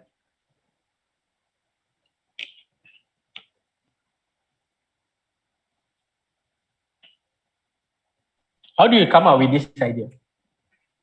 It started with a solution of paracord locks. Having paracord locks already been done on normal bags, why not put it on a shoe? I see. So you have tested it in the market? Yes, we already tested for our MVPs. Can you kindly pull up the MVP sales performance, please? Yep. In the appendix, the first one. In appendix. MVP sales performance. This is our MVP sales performance. You can see there's a dip in 2020 because of the pandemic, but we can take this opportunity to learn that we can target in the future to target more home workouts, and with more funding, with more budget, we can put in more effort in our marketing. As well as you can see, when the lockdown is over, there's a huge uptrend going up. There is a huge sales bump because there were 2 lockdowns that happened in 2020. Can you show your target segment, customer segment? Yes. So most of them have active lifestyle. Okay, sneakerhead. Can I use my own words to understand what problem it solves? Basically, it's for me not to tie shoelace again, is it? basically it eliminates the tying mechanism of shoelaces. So you can have one of our laces, put it in any lace shoe that you have, and it completely solves the problem. It turns your shoe into slip-ons. Okay. Secured slip-ons. Thanks. Right. So this sounds like a really interesting product, but I'm not sure that it turns into a whole company. Do you have additional ideas around how to use paracord for other problems that you see in consumer lifestyle? Yeah, definitely. Can you pull up our revenue models? Yeah. Currently, we have 1.0 and 2.0 and 3.0, but we also have plan for longer laces, for personalized gift laces, limited collab laces, and streetwear. We can also apply the mechanism on lace pants, like the track pants. We can also use that as in a future diversification of the product. But right now, we can double down on many things to just focus on laces for now, because we know it's already working. Thank you.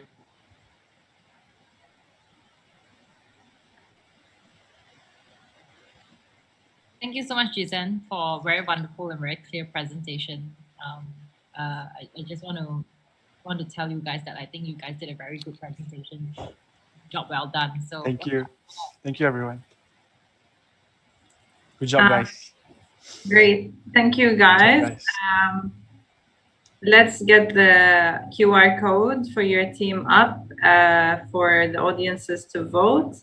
Good job, guys. I'm proud of you. Thank you, everyone. Thank you, guys. We will come right back with Team i-AMOKAY.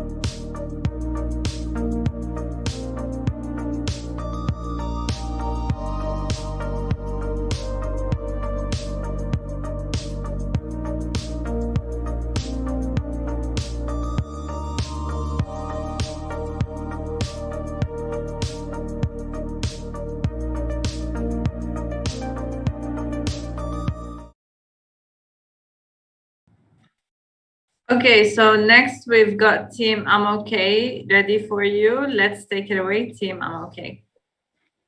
Thank you. Just a few months ago, I found out that a close friend of mine was diagnosed with clinical depression and attempted suicide. That's why we're here today.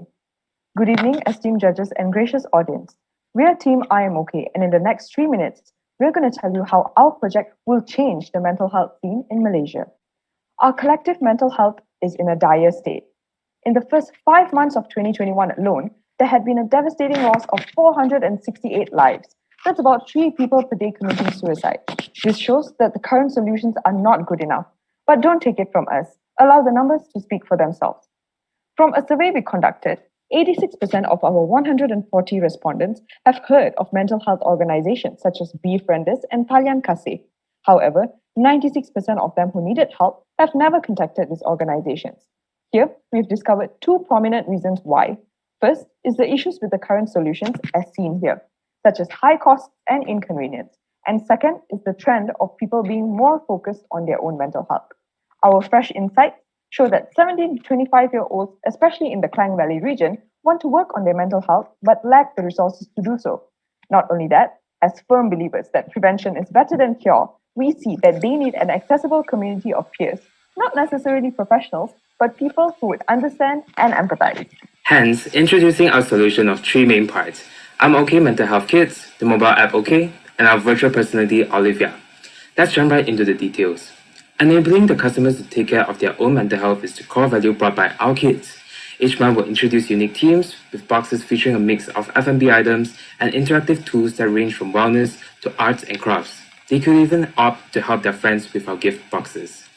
To our mobile app, OK, it fulfills the need for a community. The app includes forums and messaging features to spark connections and talks by prominent mental health advocates. Gamified mechanisms such as daily check-ins and achievements will guarantee an interactive experience with OK. Without a solid marketing plan, even potential businesses will fail, yes? So our virtual personality Olivia will be a key player in the 3 phases of marketing. We'll be using social media as the main platform along with collaborations between Olivia and selected mental health KOLs in the first phase, awareness. Education will see a greater reliance on word-of-mouth marketing, and this will be carried out with testimonial collections, holographic roadshows featuring Olivia, and collaborations with student-led organizations. Lastly, to tie things up, discount sales and promotions will be held on mental health days with exclusive deals redeemed through user referral codes. Right now, we're truly experiencing the wisdom of strength in unity. And with our solution, we believe that we'll encourage youth to say, I am okay. Soon enough, we hear the echoes of we are okay. And hopefully the audience here today will all lose one last friend to mental health issues. Thank you, and we'll now open the floor to Q&A.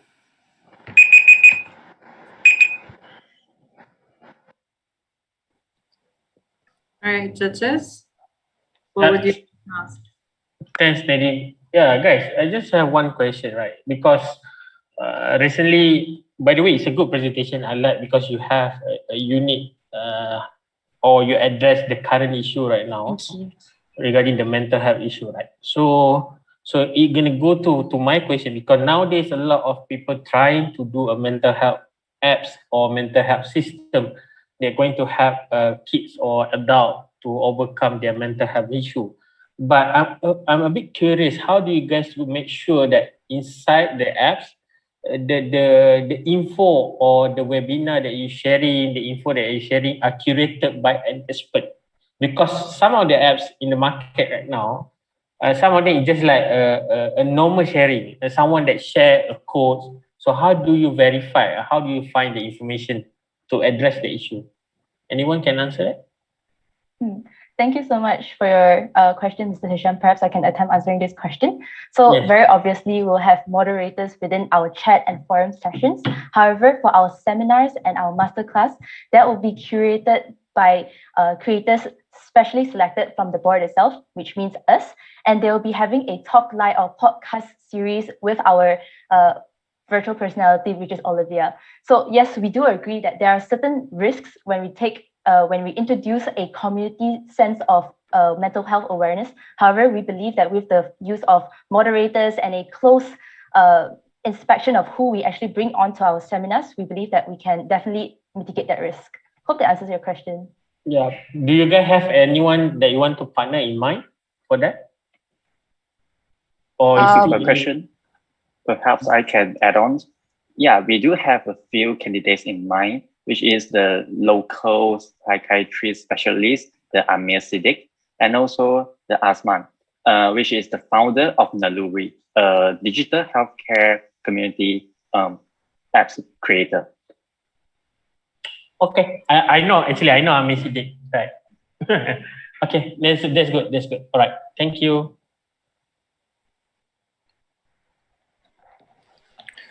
Perhaps I can ask your team. Now, apart from providing curated content, how does your app actually help your people who use your app for alleviating their mental health? Okay, I can try attempt answering this question. So, the idea to create a community is based from my own experience. I had a very dark past back in the days, and I didn't know what to do, and I didn't really know who to talk to, because even when I went to professionals, some of them don't really seem interested in my solving my own problems.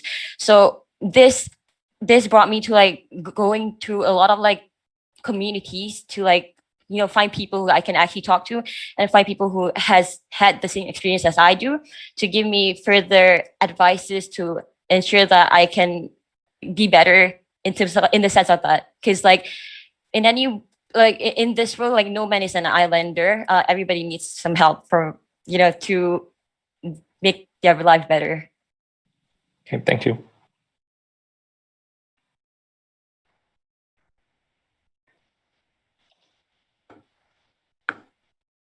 Okay, so I suppose those are all the questions we have for you. Thank you, Team i-AMOKAY. We will now put up your QR code for your rating, and we'll be right back with Team AMAZAINA. Thank you so much. Thank you.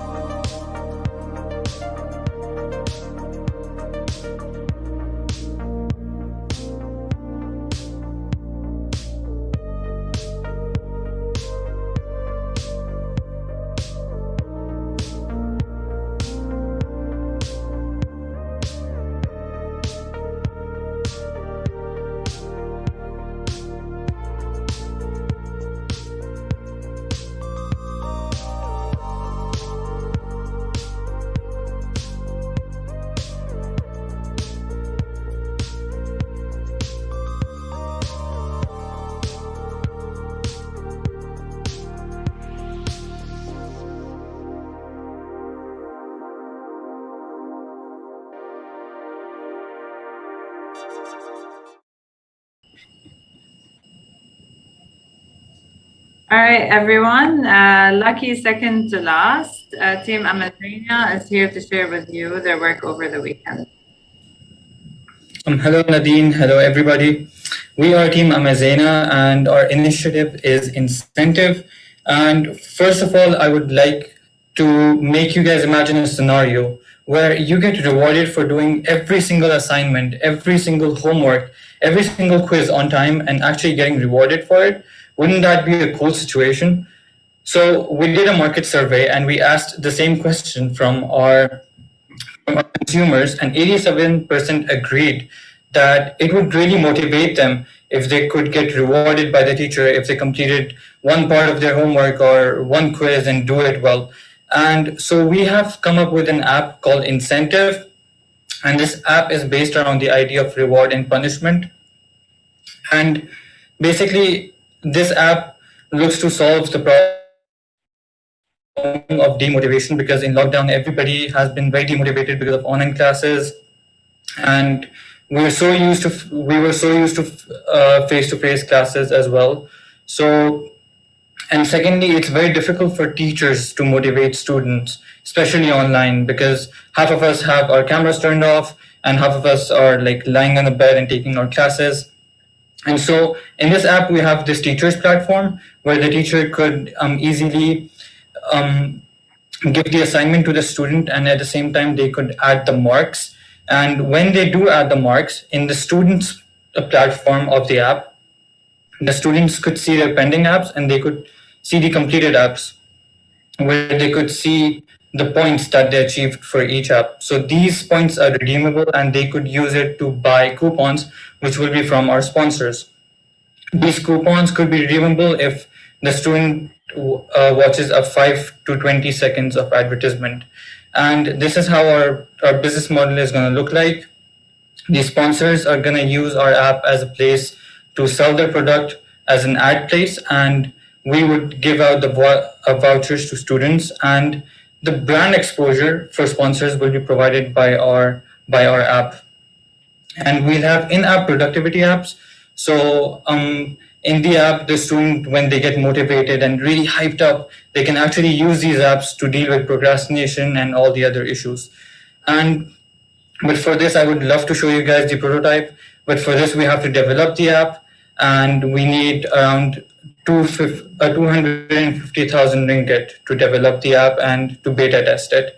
And our financials are we're basically going to pitch this idea to universities. We're going to go to them and we're going to ask them to introduce this app in their students. So if a university has 15,000 students. When that university takes up this app, we're going to get 15,000 users instantly. And we would charge the sponsors 20 cents per click. And in that way, we could make our money as well. Thank you. Thank you, Thank guys. you. Judges, your question. Any sense at this point? I think the idea of incentives is very appealing, but any sense of how receptive universities would be? Because they would obviously have to be a willing partner. How receptive would universities be to allowing advertising for their students? I think universities would be open to this idea because their students would be more they would be more financially independent, so they could actually use these coupons and they could actually use these incentives and these opportunities. And in this app, we're basically asking the teachers to add the marks, so they're not submitting their assignments in there. So the confidentiality part and the assessments part, that wouldn't be an issue in this because the teachers are just putting in the marks for these students, and the app would reward the students as they get the marks. Thank you. No worries.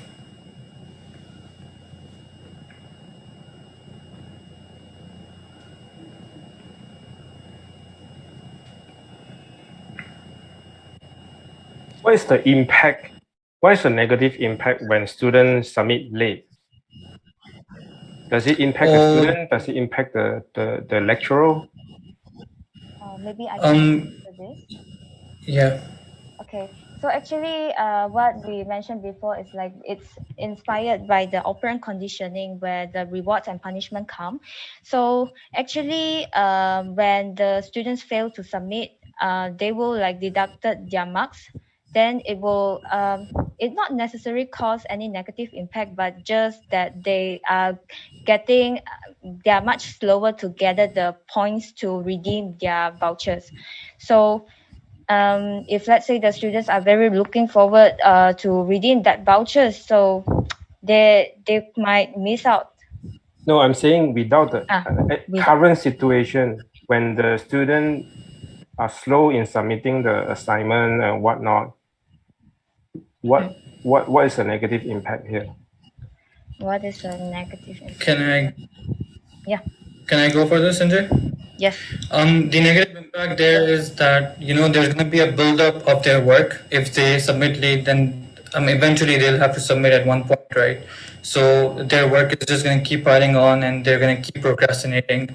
So I think that is a negative impact there. But with this app, maybe they might be into this that if they don't submit their thing, then they might get a -10 points in the app. So it might help maybe motivate them to work a bit better, I guess. Okay, thanks.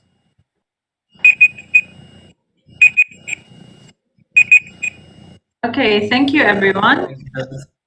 Thank you, well done. So we're queuing up the last team for you. Team Trijou will be up right after this. Stay here.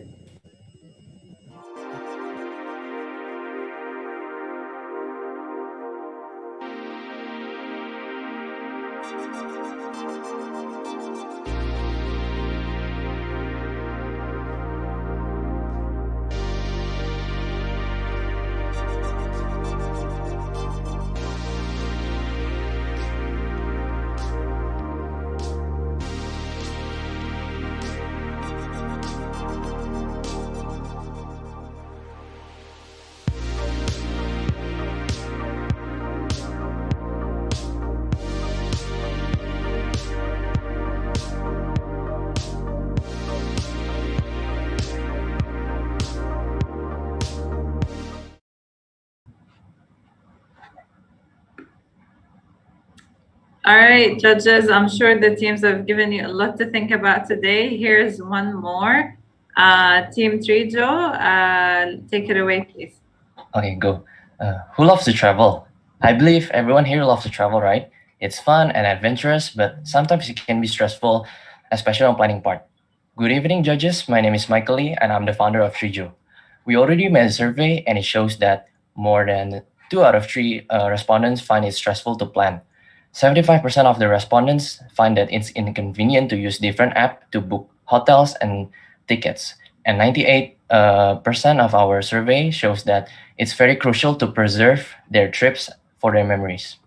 And for that is why we create Trijou, an application that allows users to plan their trips based on what communities recommend, book their flight tickets and hotel directly in one app, journaling platform to preserve their trip memories and allow them to share to another user. This is the prototype of our product that offers recommendation, access to book hotels and tickets, and journaling templates for them to share.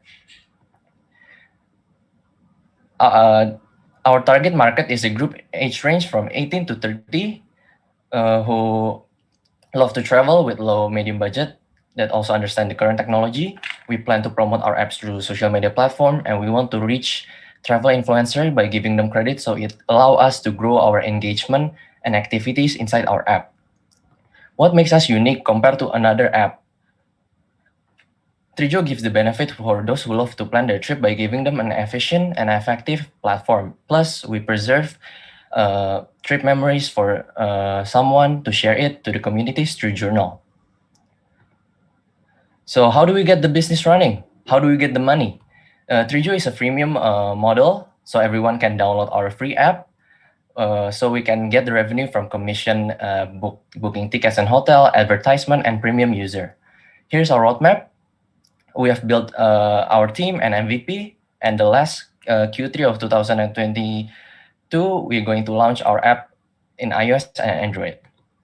Our potential outcome, there are 3 scenarios. Best scenarios for traveling, become the #1 traveling application in Southeast Asia, enter the global market. We have reached 1 million users. For the realistic scenario, we want to be the #1 traveling application in Malaysia with 100,000 active users.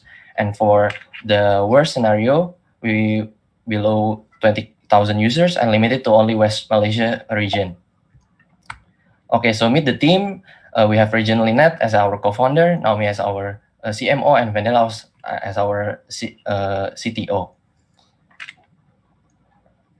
To conclude, we want to maximize your travel experience by connecting people all around the globe and give unforgettable and pleasant experience for your memories. Thank you. Nice presentation. I really like your logo. It seems like you have focused on the leisure travel segment as opposed to business travel. Could you just explain a little bit more whether that's a correct conclusion that I've made, and if so, why you're focusing on leisure travel? Yes, Michael, do you want to explain? Yeah. Okay, I'm gonna explain.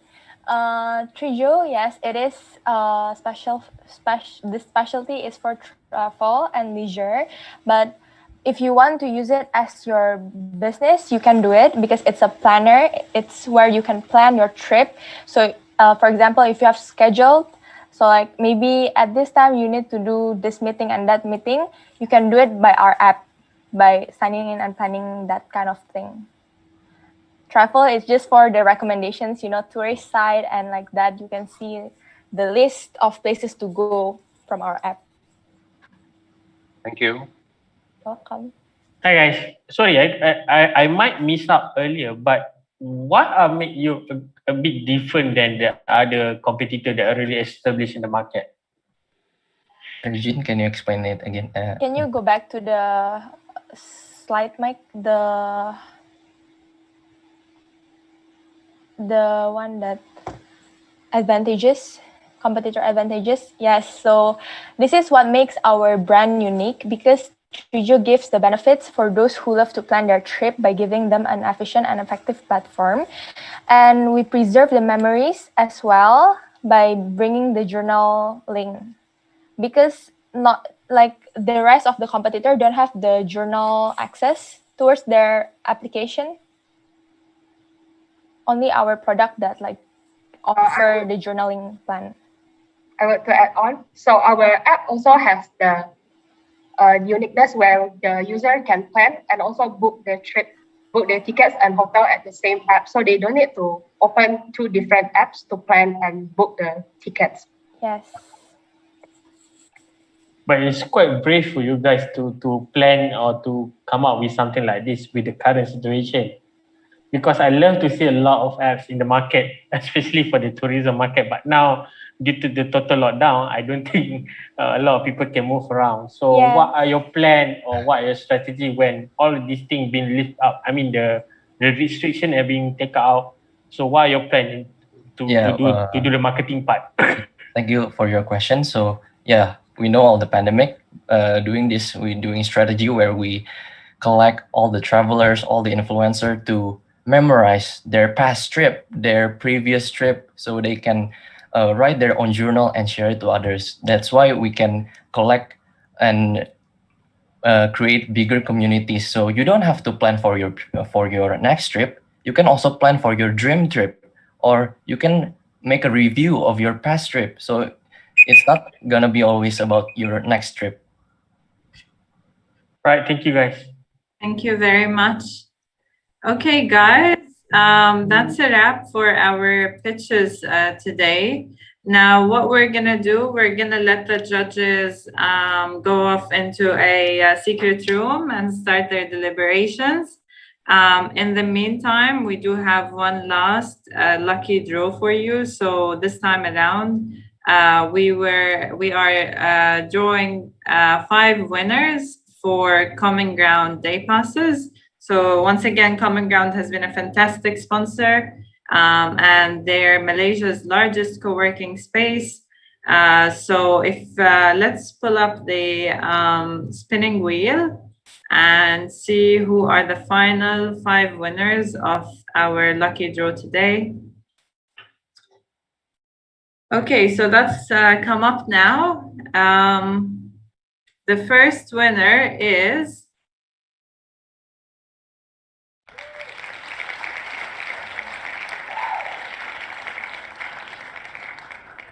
all right, Nicholas Sidao, congratulations. You're the first winner of our Common Ground Day Pass. Let's see who has won the second spot.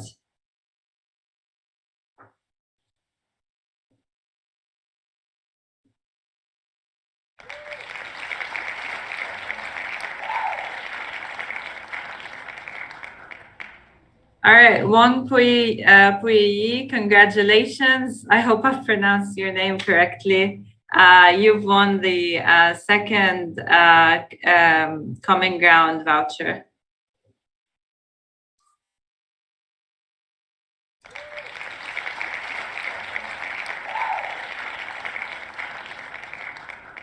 Subhana Fatima, you are the third winner.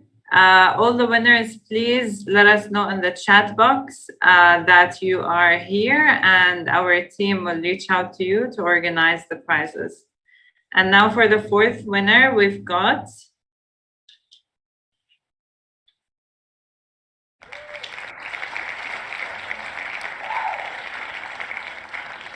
Agnes Pang. Congratulations.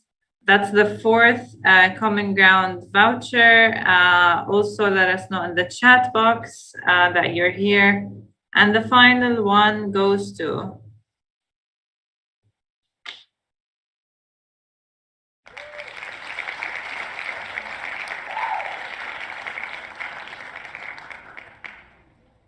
right, Yi Futseong, congratulations. Final winner of the lucky draw for the whole weekend. And thank you once again to our wonderful sponsors throughout the weekend. We're going to do a proper thanks later on.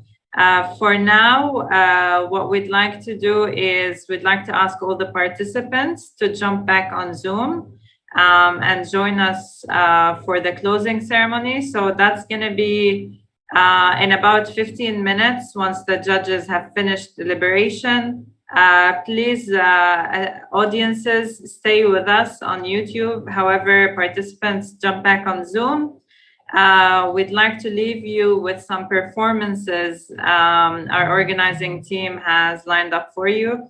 So please enjoy the performances, and we shall be back in about 15 minutes. We'll see you soon.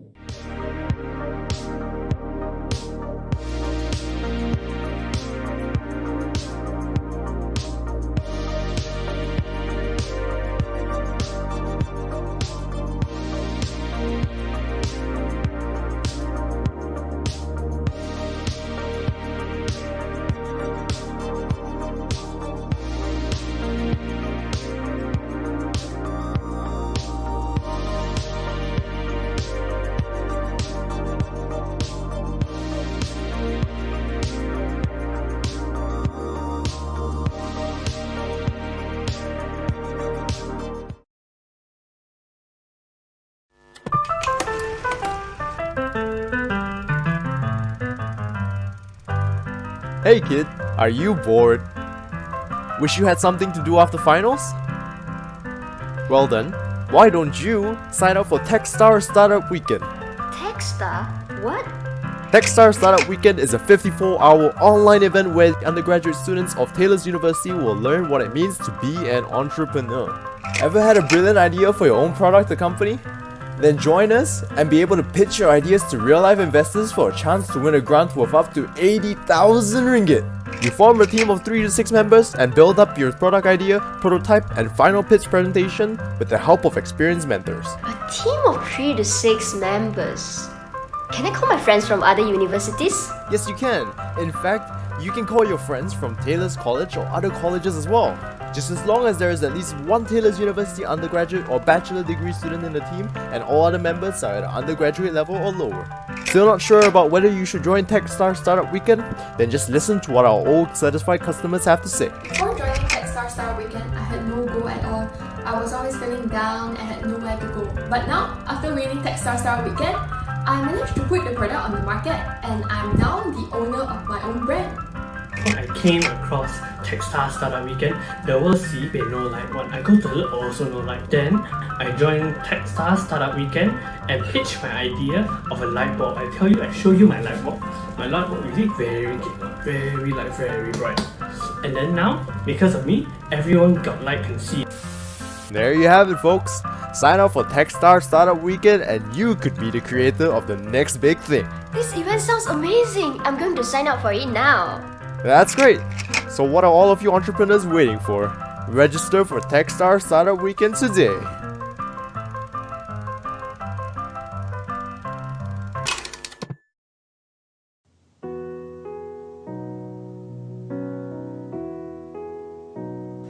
I've been seeing lonely people in crowded rooms, covering their old heartbreaks with new tattoos. It's all about smoke screens and cigarettes, looking through low light to silhouettes. But all I see is lonely people in crowded rooms. The city's gonna break my heart. The city's gonna love me then leave me alone. The city's got me chasing stars. It's been a couple months since I felt like I'm home. Am I getting closer to knowing where I belong? The city's gonna break my heart. She's always gonna break your heart.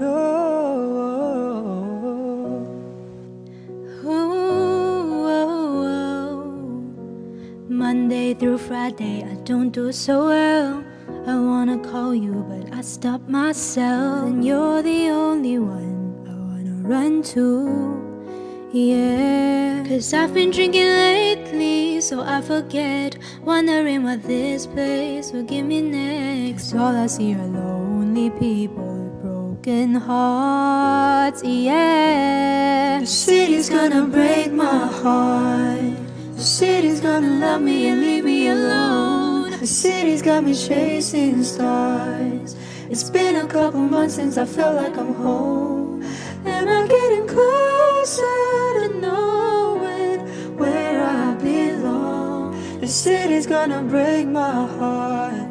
She's always gonna break your heart.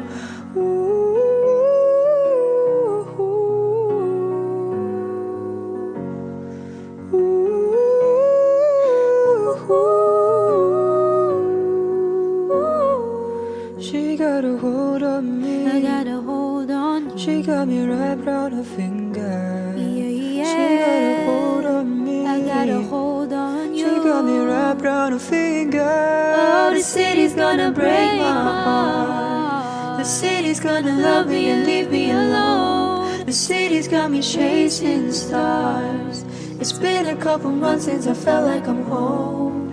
Am I getting closer to knowing where I belong? The city's gonna break my heart. She's always gonna break your heart.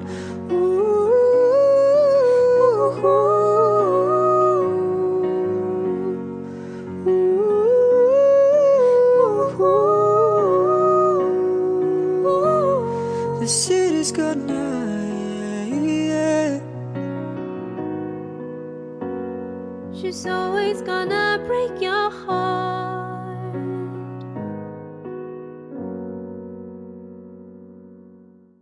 Ten decisions shape your life. You'll be aware of 5 about 7 ways to go through school. Either you noticed or left out. 7 ways to get ahead. 7 reasons to drop out.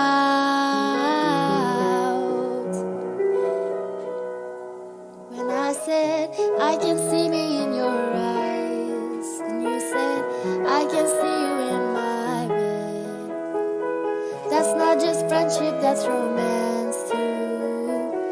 You like music, we can dance to. Sit me down, shut me up, I'll calm down, and I'll get along with you.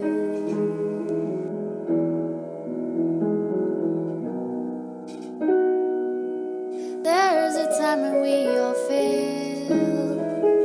Some people take it pretty well. Some take it all out on themselves. Some they just take it out on friends. Oh, everybody plays the game. And if you don't, you're called insane.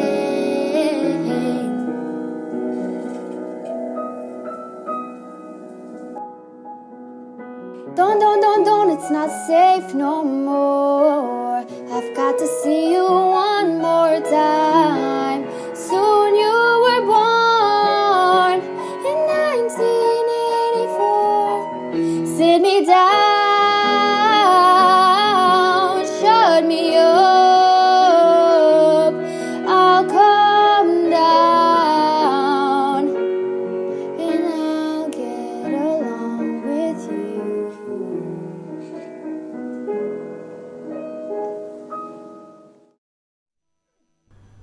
While I'm on Sunset, are you on the subway? While I drive, are you getting on the LG? I mean, my hat is nice, so are Malibu nights. You would know if you stayed, you would know if you put up a fight. You're testing blue and winter, I'm getting red rum. That's the chick for all of the things stopped and said. I'm missing out drunk in 2 a.m. shows in Cape Town. Now you're chasing fake highs in the Upper West Side. Fucking on Brooklyn's in Brooklyn.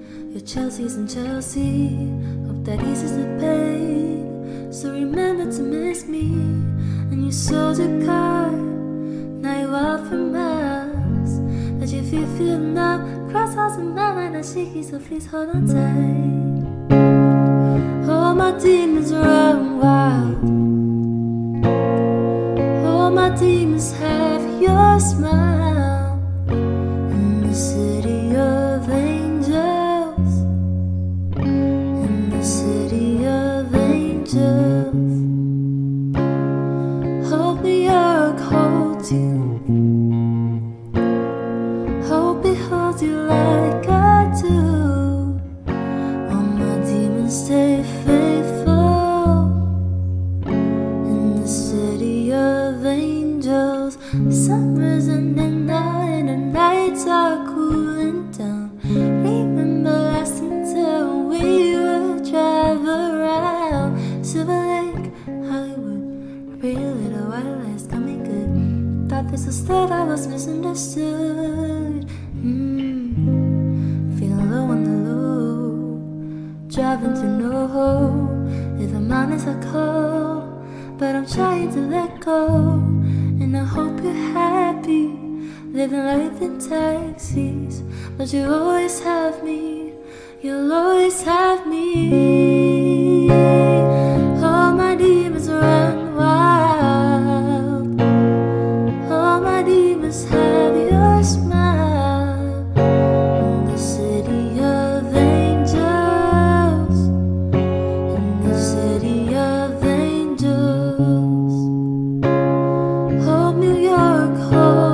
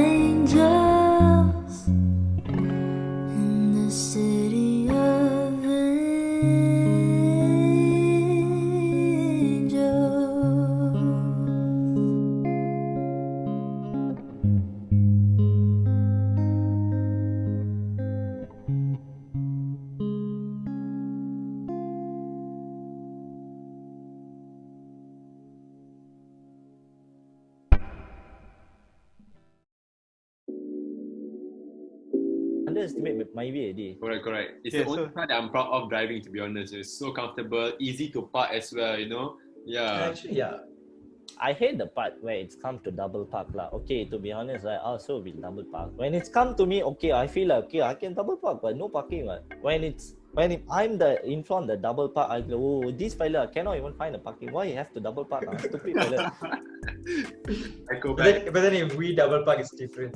If I'm double park, it's okay lah. Okay, I couldn't find a double parking. It's okay lah. I'm a poor poor kid, you know. I have to find parking and all. Like it's very hectic for me.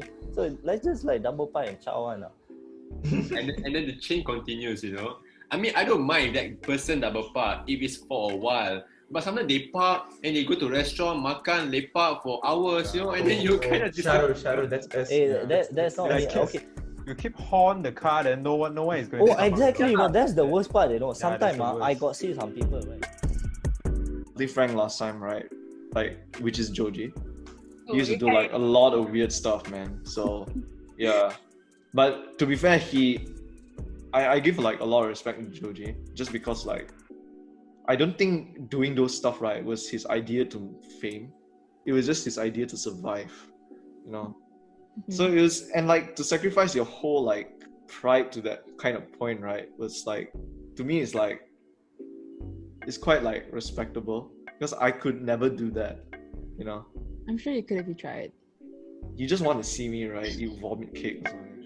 Where party hopping is the idea where this politician A, who is in Party Durian, when he runs for general election, he says he's running with Party Durian, right? But then when he gets to parliament, he breaks away from Party Durian and he goes to Party Pisang Goreng. Okay, that's what happens. That's called party hopping, and it exactly this party hopping that led to the collapse of the Pakatan Harapan government in 2020. Oh my God, time flies. Yeah. But speaking about cases, right? Like, in terms of minimizing it, have you guys seen the wrong way of like people asking other women to dress more or bring pepper spray or not go out at night, not go out alone, just to minimize sexual harassment? Have you guys been through that? That one is like kind of a victim blaming mentality there. Yes, actually. That's kind of something like running away from the problem, right? Like what she said, the problem. We should actually solve it by like educating our next generation, educating our kids to not do what is considered as sexual harassment, rather than, hey, dress more, you know, bring pepper spray just to protect yourself. Like, I understand that parents worry about their kids, but it's time to educate the next generation to change things up to solve the issue. And as victims, we shouldn't just sit here and normalize the problem, thinking that it is what it is. It's, you know, it's their eyes, it's their hands. They can do whatever they want. We can't control it. But like what Yili said, this leads to victim blaming. Like maybe making people to think that it's the victim's fault, like for being harassed, and we should dress more. But rather than doing that, you know, we should fight for it by just, you know, educating the next generation, doing something like partnering with Awam. That's one step ahead, right? Yeah. Like, I feel like me, Preeti, and like we know that we are girls, right? So the first thing that we want to avoid, like a guy creeping us out, we just block. But we don't know how the guy is feeling. And then like yeah. I can tell you how the guy is feeling. The guy will feel like, what did I do wrong? But it really depends on what kind of guy also, what's his real intention and everything. So yeah. Definitely. But like, even if we block, right, it will be a very, very suspicious account where there'll be like, you know, very less followers and more followings. There won't be any pictures of them. Even the name will sound funny. It'll be like, like this handsome _ swagger, something like that. Yeah. Like, what do they see in that tiny profile picture, right? It's Exactly. Like you don't see anything there. Justin, Brunei got fireworks or not? Oh, you guys got lion dance or not? Lion dance is also another special thing during Chinese New Year, guys. Don't forget, Justin. Of course, they got lion dance and firecracker, but I rarely see any firecrackers around my neighbor because I think it's not many Chinese neighbors. Oh, yeah. Yeah. But then it's so annoying, like guys. Don't reduce putting firecrackers, okay? And let No, it symbolizes Chinese New Year, and then like I think like there's a tradition for like firecrackers is because they want to scare away like the lion named Nian. So like the lion dance is actually the Nian. That's why it's very loud. Like they have the the lion dance. The background music is damn loud. So it's to symbolize to scare them away. And I think they are afraid of red colors. And also that's the one of the reason why our deco is red, right? yeah, I think it's so special though. It's so meaningful for us. And we have those culture, monster. I don't know why, but Chinese culture got a lot of monster. We need to get rid of them. Yeah,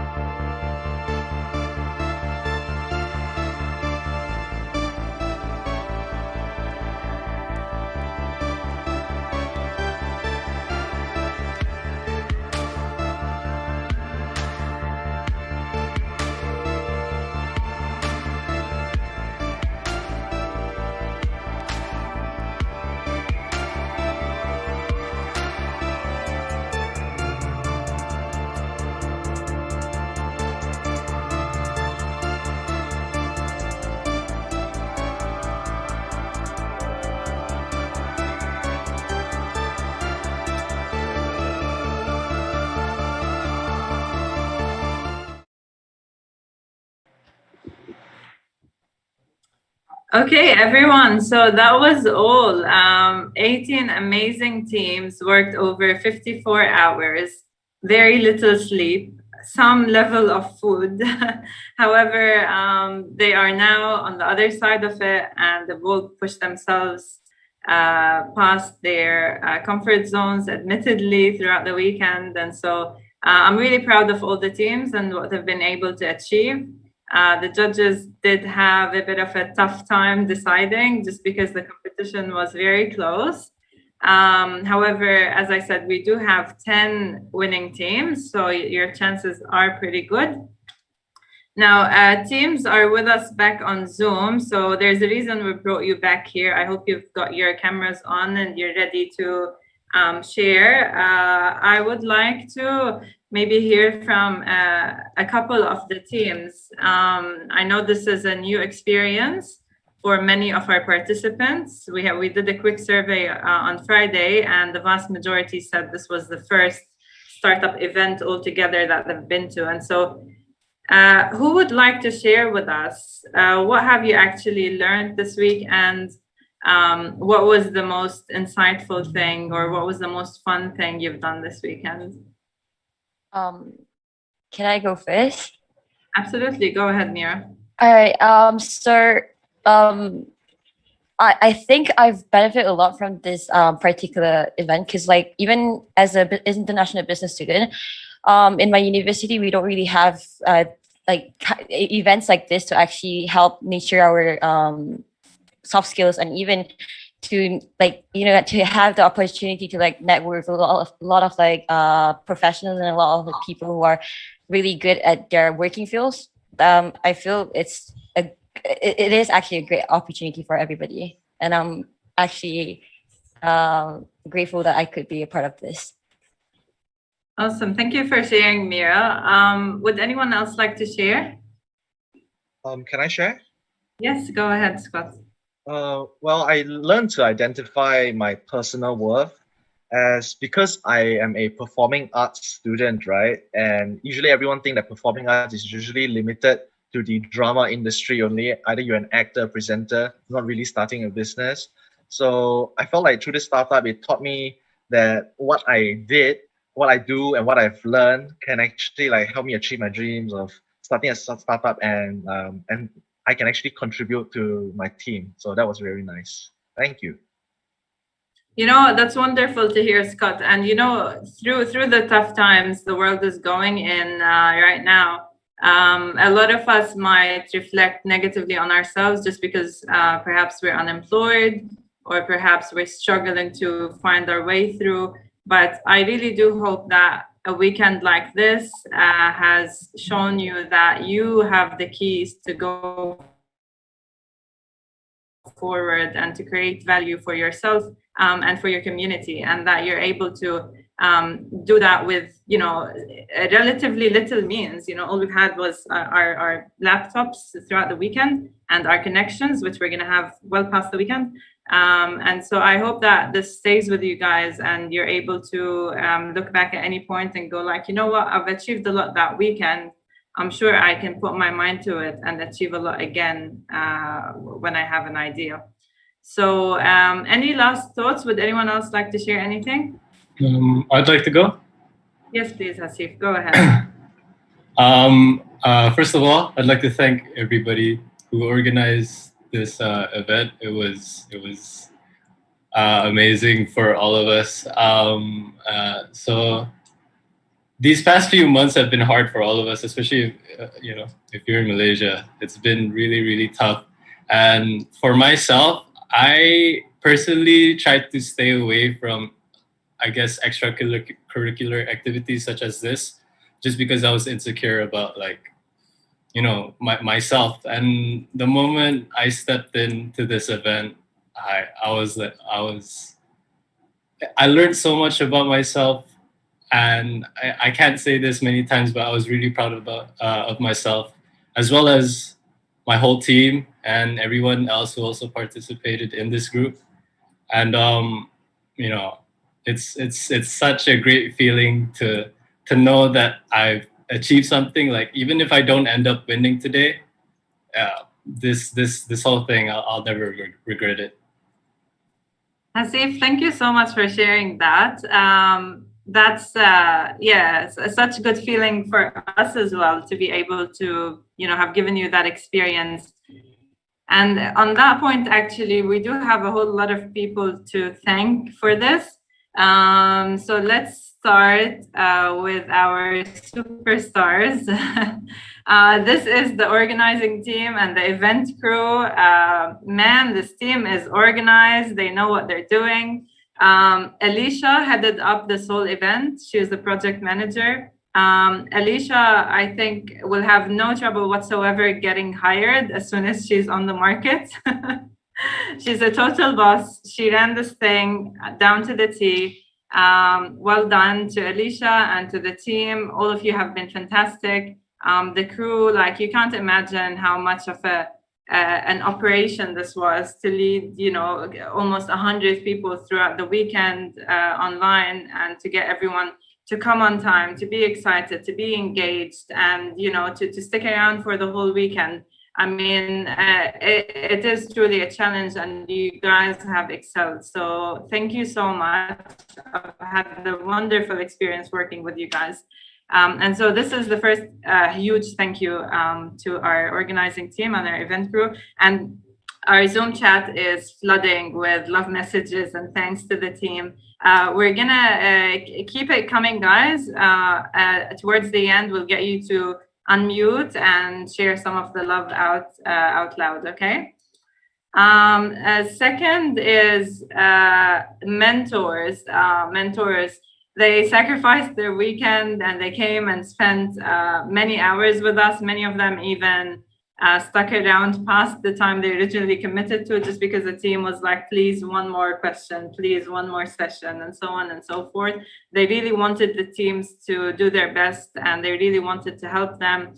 And throughout the weekend, the teams on multiple occasions mentioned that their most memorable experience has been their session with their mentor. And so I hope you've connected with them on LinkedIn, and that you're going to continue to be connected to them. And hopefully that they're going to feel super proud to see you all grow past the weekend. All right, so last but not least, our judges. So you've all given them quite a hard time to make some decisions today. But they've all been wonderful, and they've all even had feedback for all the teams. And so we really appreciate your help tonight. And we're gonna share shortly with you what the judges have decided. Before we move on to the prizes, we do want to say one last thank you to our partners throughout the weekend. So ClickSend, who happens to be my employer as well, thanks for the credit that you've given all the teams. Common Ground and Sugar Mama gave everyone an overload of vouchers to make sure everyone's snacks are all stocked up, and to make sure that they have access to a co-working space past the lockdown, hopefully. And then finally, Future Lab, all the participants, you've all received mentorship sessions with Future Lab just by being part of this weekend. So thanks once again. And for our global sponsors who've sponsored startup weekends for many, many years now, one last reminder, do claim your credit from Google for Startups if you haven't already. Also, don't forget to claim your .co domain name for your website. By now, I'm sure you've all decided what your team names are. So make sure you grab that domain name and secure it. And finally, ClickSend, as I mentioned on day one, multi-channel communication for businesses. And so whatever the gateway you'd like to communicate with your customers with, we've got credit lined up for you to test with and to integrate with. Now, this is as far as everyone has contributed to the weekend. And it was a huge effort, trust me. So thank you to everyone once again. I do want you all to hear a last few words from Alicia, our project manager, our superstar, and also from our awesome judge, Jessie, who has been super committed to the teams throughout the weekend for anything they need. And she's just been there at a drop of a hat whenever we needed her. So thank you both to both of you awesome ladies. I'm gonna start by handing it over to Alicia to say a few words. Thank you, Nadine. And hello, everyone. I'm Alicia Wee, the project manager of Techstars Startup Weekend Uni Online. And first off, I would like to congratulate to all the teams who pitched tonight. You guys were amazing. And it's such an honor for Taylor's University Student Council to be able to host Techstars Startup Weekend along with Taylor's BizPod. So I believe that the past 3 days must have been a roller coaster for everyone. So to the audience who are still watching, thank you for tuning in and showing so much love and support to the teams. And to give a bit of context, Startup Weekend is a 54-hour event where the teams actually went through a few key events, both fun and serious, to actually kickstart their startup journey, starting on Friday at 5 p.m. And I cannot believe that we have actually reached to the closing ceremony. And keeping it short and sweet, and on behalf of the organizing committee, I would really like to thank Miss Nadine for being such a great facilitator from Techstars and conducting each and every session so fluently. And thank you to BizPod, Miss Jessie, and also Miss Usmani, who's backstage, for bringing all the resources as well as liaising with the mentors, the judges that played such a huge role in this event as well. So to the judges and mentors, it's a great, great honor to have you guys on board with us and spending your weekend to give so much valuable insights and also valuable feedback to each and every team. And I hope that the judges have successfully decided their top 10 winners who will have access to the innovation grants and will be announced later. So I'm really excited for that. And of course, I have to give it up to the entire event crew and organizing team for bringing this event together, because without you guys, this event will not be what it is today and what is now. So me and Joe as project managers, we are absolutely grateful for your contributions throughout the planning, the marketing and execution phase and all that sort. So really, really a huge thank you and a huge, huge, huge, much love for you guys as well. So, and lastly, and not to forget, thank you to all the participants who are here today who pitched incredibly, incredibly well. And I believe that everyone joined this weekend with different reasons, but I'm sure that it all came to one thing. Everyone's here to willing to be learn and grow and become a better person.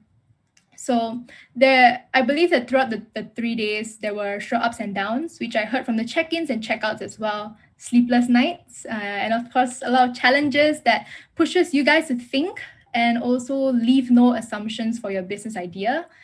And everyone definitely came in different stages with their ideas, and those were really prepared, and some were actually formed within the week. But don't worry, because who knows what the future would hold, right? So I hope that every team, whether you win the grants or not, will celebrate your win of creating a startup and pitching to investors in just a weekend. So you guys are all so inspiring, and I really hope that Techstars Startup Weekend opens new doors for all of you.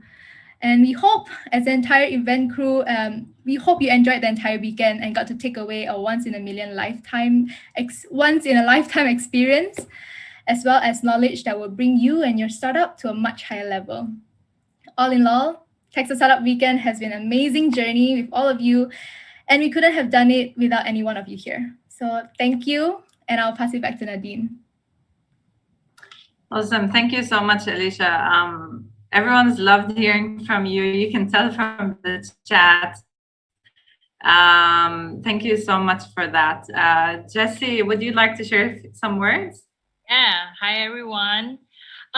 Truly a heartfelt thanks, truly heartfelt thanks to every single one of you here, the organizing committee, the organizing team, the participants, the mentors, and the judges. I really appreciate every one of you. Quite honestly, I never thought that I could actually feel something in a virtual event after being locked down for such a long time and haven't been to an event for a very long time.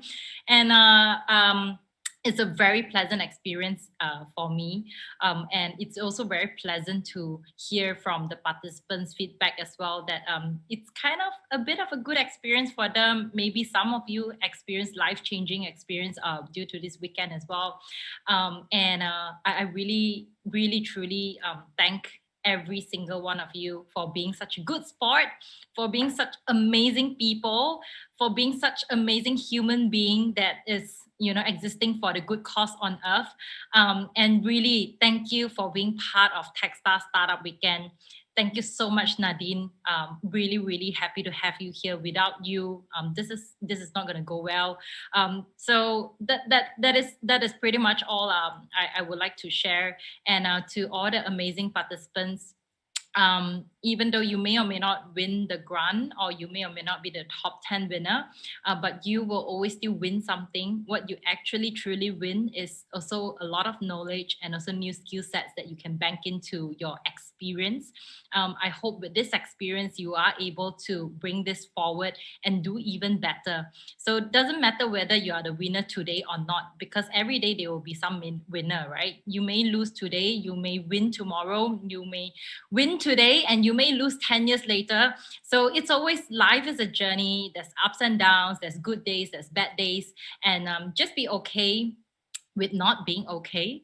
And you know, I want to bring in I'm okay, but I'm not very good at making up puns, so I'm stop trying. Okay, so really that's about it.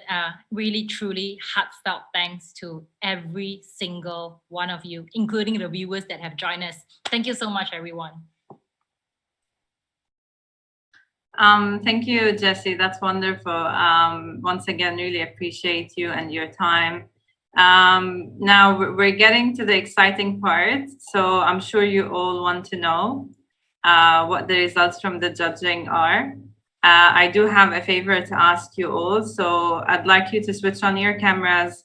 If you'd like to have a team photo when you're announced winner, make sure that your camera is switched on. And also remember that we will take a group photo at the very end with everyone currently with us. So we might have a billionaire within us today that we don't know about yet. Okay, and so we can look back and say we actually have a photo with them, but only if you've got your Zoom on, your Zoom camera on. So please make sure that you do that. Okay, are we ready for some results? Yeah. Let me hear it. Are you guys ready? Yeah. Let's go. Let's do it. Let's go, sir. Okay, all right, let's do this. So first to announce is our top 10 teams. Okay, so we will announce the top 3 ranked teams. However, the top 10 are going to be the total of everyone who won the top 10 pool. And I'm going to announce them in no particular order. So I'm not going to give away the top 3 yet. Okay, but if you see yourself in this group, you potentially could be one of the top 3. Okay. All right. Let's congratulate our first team, Team Beauty. Congratulations, Team Beauty. You are one of the top 10. Next up, we've got Eco Advanced Tech. Well done. Feel free to make some noise. Congratulate them. Congratulations. Well done, Eco Advanced Congrats, Tech. guys. Congrats, guys. All right. Next up, we've got Team Pockets. Also, congratulations to you, Team Pockets. Would you guys like to congratulate them? Yeah, the chat, I can see all the congratulations on chat. Next up, we've got a bunch of Asians. Also, well done. Good job, ladies. And next up, Project Forward. Well done to you as well. Feel free, a few of you can switch on your mics and make some noise. I'm sure some of you are busting. noise? Oh my god. Let's go. Yeah. Bring back the real life experience at this stage in a live and a person-to-person event. It would be very noisy. All right. So the next up is SES. Congratulations, SES. I think someone played like a soundtrack. Good job, SES. Next is i-AMOKAY. Well done. Good job, guys. Final 3 spots. So synthesis. Good job, synthesis. You are also one of the top 10. Yeah. Another one. Next. Well done, team. Next. Good job, guys. Yes. Yeah. Thank you very much. And you've been Thank you. throughout the weekend. Good job. And finally, we've got Team Kita. Well done, Team Kita. Congratulations. Congratulations. Congratulations. Good, guys. How are you guys feeling?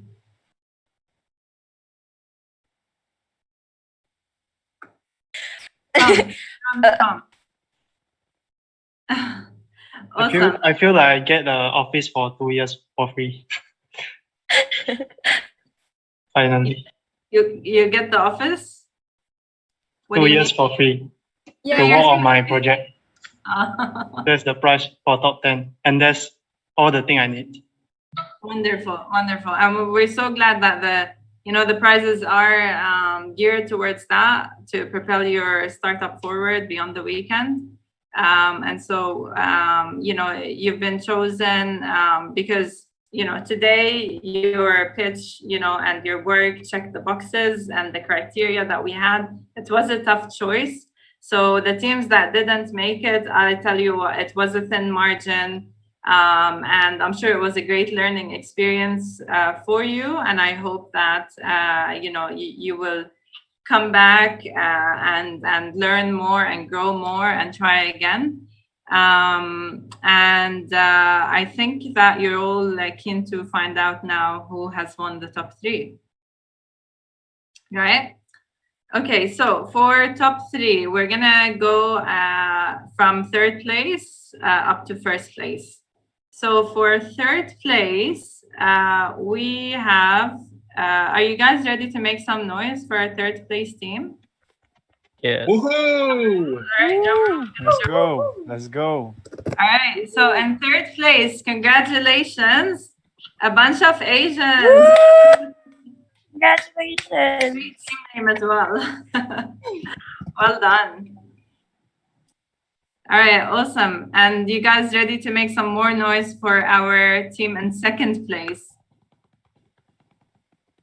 All right, so in 2nd place, we'd like to congratulate Kita. Congratulations, Kita. Well done. Congratulations. Hey. All right. Can we take a photo? Yes, please. Let's do a photo for you. Okay, wait up. 1, 2, 3. Okay, one more. 1, 2, 3. All right, thank you. Congrats. All right. Crew, did we get a photo of a bunch of Asians as well? Yeah, we need that photo first before we announce the 1st place. Let's do that. Okay. Let's go back. Let's go back and do the team photo for a bunch of Asians. I hope you've got your cameras on. All right. Sorry, the lighting is a bit off. A good suspense before we reach the number 1. Okay. Keep your very smooth. 1, 2, 3. One more. 1, 2, 3. All right. Thank you. Thank you. All right. And so we've got the 2nd place one. We've got Team Kita, right? Yep. All right, cool. All right, I think we're all ready now to find out the winner of the 1st place, aren't we? Ah, we've got Team Next. Didn't have Congrats. Yeah, good job, everyone. Yeah. Oh my god. Yeah. Oh my. Yes. Oh my God, thank you so much. Yeah, let's go. We go to the next level. Congrats, yo. Congrats. Thank you very much, guys. Thanks, everyone. Thank you very much. I guess the job is ready to get to the next level. Thank you very much. Yeah. Awesome. Well done, guys. How do you feel? Felt great. Awesome. Awesome. What are you gonna do next? What are you gonna do next? We are planning to bring everyone to the next level. Yeah, that's our plan. Nice. The next level. All right. Yeah, I think we couldn't. They're saying give away your shoelace. Are you gonna do a giveaway soon? Once we produce it, of course, we will definitely give some sort of a gift to you guys for supporting us, for sure. All right, we'll give you a year to make money, and then you're gonna come back and do a giveaway. All right. All right. Cool. Can we get a group photo? Can we get a group photo for next? I'm sure they've done it, but we can do it again. Oh, okay. Yeah, sure. One of your team members' camera isn't on, I think. Oh. Alex, are you here? Alex. We'll wait for him. All right. Yeah, Okay. he's here. Yeah. Could have done it without you guys and the organizing team. You guys are such a great team. I love our next level team. Woo! Thanks, Jizen. Thanks, everyone. Okay, Vera, photo time. 1, 2, 3. One more. 1, 2, 3. All right. Thank you. Thank you. Good job, guys. All right, and so the audience also had their say. So they picked a couple teams to win the Popular Choice Award, and that is 200 ringgits per team. So the winners for that are, congratulations, Kita and Flash Dash. Congratulations. Lots of winners here today, and everyone is a winner here today. So I hope that this has been a great experience for you. I sincerely would love to thank you on the behalf of Techstars Startup Weekend. You know, we do this out of pure passion for entrepreneurship and for the entrepreneurial community globally. And, you know, Techstars Startup Weekend is the largest entry point for entrepreneurs worldwide. So you can imagine a lot of entrepreneurs go through these exact steps we're going through.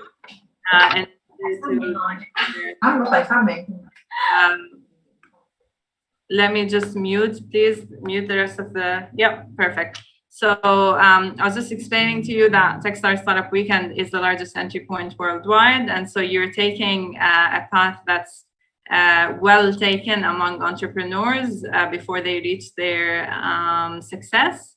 And so I want you to know that you are part of the community, and you know, you've got an awesome local community as well as a global community that you can reach out to at any point if you need support, whether it's this idea and this startup or another one that you think of next month or in 5 years. You are Techstars family now.